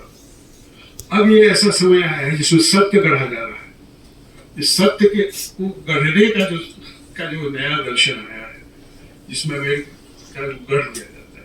जैसे ये किया कि उसने एक बड़ा सा बम मारा अफगानिस्तान पर और कहा कि उसमें कोई भी बाहर भारतीय नहीं मरा, सिर्फ वही लोग मारे गए जो अमेरिकी साम्राज्य के विरोधी, जो तालिबानी थे, यानी जो लड़ रहे थे लाके वही मारे। ये संभव कैसे होता है? तो ये संभव इस तरह से होता है कि जब आप किसी एक क्षेत्र में बम गिराते हैं तो बहुत सारे लोग मारे जाते हैं, स्त्री भी हो सकती है, स्त्रियां हो सकती है, बच्चे हो सकते हैं, बहुत सारे लोग हो सकते हैं। तो वो मान लेते हैं कि ये नहीं है कि जो हमारे विरोधी हैं, जो युद्ध कर रहे हैं, जो आतंकी है, वो मारे गए हैं। ये नहीं, जो मारे गए वो सब वही है। पहले तय हो गया कि जो मार दिए गए, तो आप कोई भी हो, आपको मान लिया गया कि आप आतंकी हैं, आप हमारे समाज के। तो ये हमारे यहाँ भी हो रहा है, हमारे यहाँ भी हो रहा है कि क्या होता है, छत्तीसगढ़ में जो मारा जाता है वो माओवादी होता है। वो सब चाहे ये नहीं है कि वो कौन है, वो हो सकता है कि वो माओवाद के खिलाफ लड़ रहा है, वो अपनी जमीन पर लगातार उसका विरोध कर रहा है, लेकिन फिर भी उसको जब हमारी सेना मार देती है तो करती है। जो माओवादी हैं वो मारे जाए तो ठीक है, ये एक युद्ध है, उस पर अलग बात हो सकती है। लेकिन त्रासदी ये है कि जो मार दिया गया वो उसी तरह से कुछ भी कहीं भी यही लेकर चलेंगे। मुसलमानों की बस्ती पर बम गिरा देंगे और मारेंगे तो सब कहेंगे सब पाकिस्तान से लौटे, सब इसी मिट्टी में पैदा हुए हैं, सब यही के लोग हैं। कोई है पाकिस्तान समर्थक तो उसको चुनो, निकालो और मार, उसको नहीं मार देने के बाद, तो मारने के बाद घोषित कर देते। छात्रों का आंदोलन में भी क्या किया, पुलिस के स्टेटमेंट आया था कि इसमें सब अपराधी तत्व तो बहुत सारे आ गए थे, आपने उनको मारा। और इसमें भी आपने देखा है कि स्त्रियों पर अत्याचार कैसे ज्यादा होता है। लड़कियां तो अभी जो नए समय की है वो लड़कों में कोई फर्क करती नहीं और बराबर से लड़ रही थी, सब कुछ। लेकिन जो अत्याचार था उनके स्त्री होने के कारण, जिस तरह से पुलिस की जो बर्बरता थी, और वो बिल्कुल अलग तरह की थी, अलग व्यवहार था उसका। और ये होता है। तो इस समय में भी ये चीज दो चीजें देखने की है। एक तो ये है कि जो कुछ माना जा रहा है, जो कुछ पराजित होता है वही गलत होता है, वो दुष्ट होता है, हमेशा ये माना जाता है। और हर युद्ध में स्त्रियों पर अधिक अत्याचार होता है, चाहे उसके बहुत सारे कारण हो, वो अलग है। तो ये दो चीजें तो हर जगह चलती है, बड़े युद्ध में ही नहीं चलती। यहाँ विषय लिखा है इन्होंने युद्ध, तो इसको कोई परिभाषित नहीं किया है, लेकिन हर तरह के युद्ध में अलग, छोटे बड़े जहाँ कहीं भी हो रहा है। तो ये दो चीजें हो रही है, स्त्रियों पर अधिक अत्याचार और निर्दोष लोगों को मार कर भी उसे किसी न किसी दोष में, किसी न किसी से बढ़ देना। ये दो चीजें है जिसको सिर्फ ये नहीं कहा जाए कि अमेरिका ने किया है, हमारी परंपरा तो इसके लिए नहीं है। हमारी परंपरा में ये चीज है, घृणा, कट्टरता, पाखंड और चरित्र हनन, ये चार गुण जो है प्राचीन काल के ब्राह्मणवाद के गुण है। आप अध्ययन करके देख सकते हैं, और ये सब कुछ बुद्ध पर अप्लाई किया है। जो भी थे, बुद्ध ही नहीं, बहुत सारे लोग हैं। एक नाम मुझे याद आ रहा है, वो पूरी परंपरा रही है जिस परंपरा ने इस विचारधारा के खिलाफ संघर्ष किया था। उसमें बहुत सारे नाम है, बहुत लोग, लेकिन बुद्ध उसके सबसे बड़े प्रतीक है, तो उस पर किया गया है। उस समय से भी युद्ध चलता रहा है, तो जबकि साथ सब कुछ बर्दाश्त करते हुए बुद्ध ने यह अपना ऐसा एक व्यक्तित्व तो बनाया, अपना एक दर्शन तो बनाया कि आज भी लोग अगर युद्ध का विरोध करना चाहते हैं तो बुद्ध का नाम लेते हैं, शांति के लिए बुद्ध का नाम लिया जाता है। यह भी एक सच्चाई है, लेकिन आप स्वयं कितना झेलना पड़ा है बुद्ध को, उसको आप आज भी देख सकते हैं। सारे प्रतीकों में हमने शब्दों के अर्थ बदल दिए। अब मैं कहूँ कि बजरंग जी आप तो श्रद्धालु व्यक्ति है, तो बुरा नहीं मानेंगे क्योंकि इनके भीतर श्रद्धा है, लेकिन कहूँ कि बुद्धू है तो बुरा मानेंगे। लेकिन बुद्धू का अर्थ वही बात जिसके भीतर बुद्धि है, तो बुद्धू का यह अर्थ क्यों बदल दिया गया? ये अर्थ किस तरह से बुद्ध से, क्योंकि बुद्ध से का नाम जुड़ा हुआ है, तो इसलिए बुद्धू का अर्थ बेवकूफ हो गया, चीवड़ का चीकट हो गया, वो मतलब बुरे कपड़े हो गए। सारे शब्दों के तक के अर्थ युद्ध यहाँ भी होता है कि हम प्रतीकों को बदलते हैं, शब्दों का अर्थ बदलते हैं, और उसके माध्यम से समाज में जो एक वर्चस्व स्थापित करना होता है, शालीनता के साथ, ऊपर से बेहद मानवीय चेहरा और करुणा और मनुष्यता का उपचार करते हुए क्रूरता को जिस तरह से स्थापित किया जाता है, यह खेल तो भाषा ही करती है ना। हाथ के थप्पड़ से आप करुणा और क्रूरता, ऐसा नहीं कि ये थप्पड़ जो है करुणा के कारण है और इसमें क्रूरता है, ये आप नहीं कर सकते। ये भाषा, ये खेल भाषा कर सकते हैं। तो युद्ध यहाँ भी है, और यहाँ भी एक बहुत बड़े पक्ष देखने के लिए देखा जाना चाहिए। बल्कि एक अभी जो आलोचना का कविता अंक आया है 3-4 खंडों में, बहुत विवाद है, अच्छा बुरा है, मैं उस अंतिम बात करके खत्म कर रहा हूँ। मैं उसके पक्ष में कुछ कहने जा रहा हूँ क्योंकि इससे जरूरत नहीं है, मैं उसके विरुद्ध कहने जा रहा हूँ क्योंकि उसका कोई मतलब नहीं, न जरूरत है तो कोई मतलब नहीं। लेकिन उसके पहले अंक में एक पराग पावन होता है तुलसीदास, उसको पढ़ना चाहिए, सबको देखना चाहिए। और वो सिर्फ उस तरह से तुलसीदास का विरोध नहीं है जैसे लोग करते हैं वो ब्राह्मणवाद या स्थापित, तो वैसा नहीं। उसने भाषा के प्रश्न को उठाया, भाषा के माध्यम से कैसे एक बड़े अत्याचार को संपोषित किया जाता है, उसको एक कविता उठाती है। तो उस तरह से भी देखने की जरूरत है कि युद्ध को अगर एक चुनौती है तो भाषा में जो युद्ध समर्थक, जो उन्मादियों का वर्चस्व बढ़ रहा है, उसको तोड़ने की चुनौती और वहां मनुष्यता के जो श्रेष्ठ रूप है उसको स्थापित करने की चुनौती हमारे सामने है, हम सब लोगों के सामने है। और यही बहुत बड़ी चुनौती है। इसको कुछ कर पाए तो बहुत बड़ी बात है। इसके अलावा इस स्थिति में तो हम में से कोई नहीं है, मैं तो खैर बुरा हूँ, लेकिन आप लोग भी कोई नहीं है कि हम हथियार उठाकर जाएं और अन्याय के विरुद्ध कहीं युद्ध लड़े, बंदूक लेकर और राइफल लेकर जाएं, उसके तो है नहीं। तो ये चुनौती है, इसको स्वीकार करते हुए जो कुछ हो रहा है, भाषा में युद्ध को जो जगह दी जा रही है, उसके विरुद्ध भाषा में हम करुणा और मनुष्यता को जगह देने की का उपक्रम करें। और ये काम तो साहित्य को ही करना होता है। जिसमें मैं हमेशा ये कहता हूँ कि सत्ता जो है, आपको सत्ता का जो विरोध, कोई राजनीतिक विरोध होता है, वो भी एक सत्ता रचने की, एक सत्ता जाएगी। अभी एक सत्ता है, बुरी हो अच्छी हो जो भी, तो आप जो विरोध कर रहे हैं वो भी एक सरकार बनाएंगे ना, तो सत्ता के विरोध एक सत्ता ही है ना जो आप लाना चाहते हैं। आप कहते हैं कि हमारी अच्छी सत्ता होती है, लेकिन हमारा काम है सत्ता के विरुद्ध सहअस्तित्व को रचना। पावर अगेंस्ट पावर भी वो एग्जिस्टेंस हमें रचना है, अगेंस्ट पावर। तो हमें पावर के विरुद्ध वो एक्सिस्टेंस, तो सहअस्तित्व को रचने की जो भूमिका है वही एक बड़ी भूमिका है। और उसी भूमिका से हम तमाम चीजों को समझ सकते हैं, युद्ध की विभीषिका को भी और अन्य त्रासदियों को भी। बहुत शुक्रिया। मैं कोई बहुत वक्ता भी नहीं हूँ। बहुत शुक्रिया सर। इसका अध्यक्षीय उद्बोधन जिस तरह का हो सकता था, उस भूमिका का अपना सम्यक निर्वहन किया और अपनी बातें रखी। माँ के संदर्भ में ही उस समय एक श्लोक चला करता था जिसमें उपमा कालिदासस्य दंडिल पद लालित्य भार्गव गौरवम और मागे संति प्रयोगुणा। तमाम जो हमारे वक्ता साथी थे, आमंत्रित अतिथि थे, उन सब का वक्तव्य का भी समाहार आपने अपने शब्दों में कर दिया है। तो कह सकते हैं कि आप में वो सारे गुण मौजूद थे। बहुत शुक्रिया।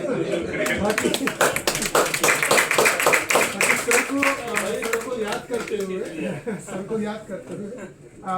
संगोष्ठी की सफलता सार्थकता कितनी है, क्या है, वो तो सुधी जन बता पाएंगे। पर अब मैं सीधे प्रोफेसर सरोज कुमारी जी को आमंत्रित करता हूँ कि वह कार्यक्रम और हमारे अतिथियों के लिए धन्यवाद दें। नहीं कोई बात नहीं, कोई नहीं। बोले ना आवाज़ मुझे अब कुछ बोलना नहीं है विद्वान वक्ताओं के बाद। इस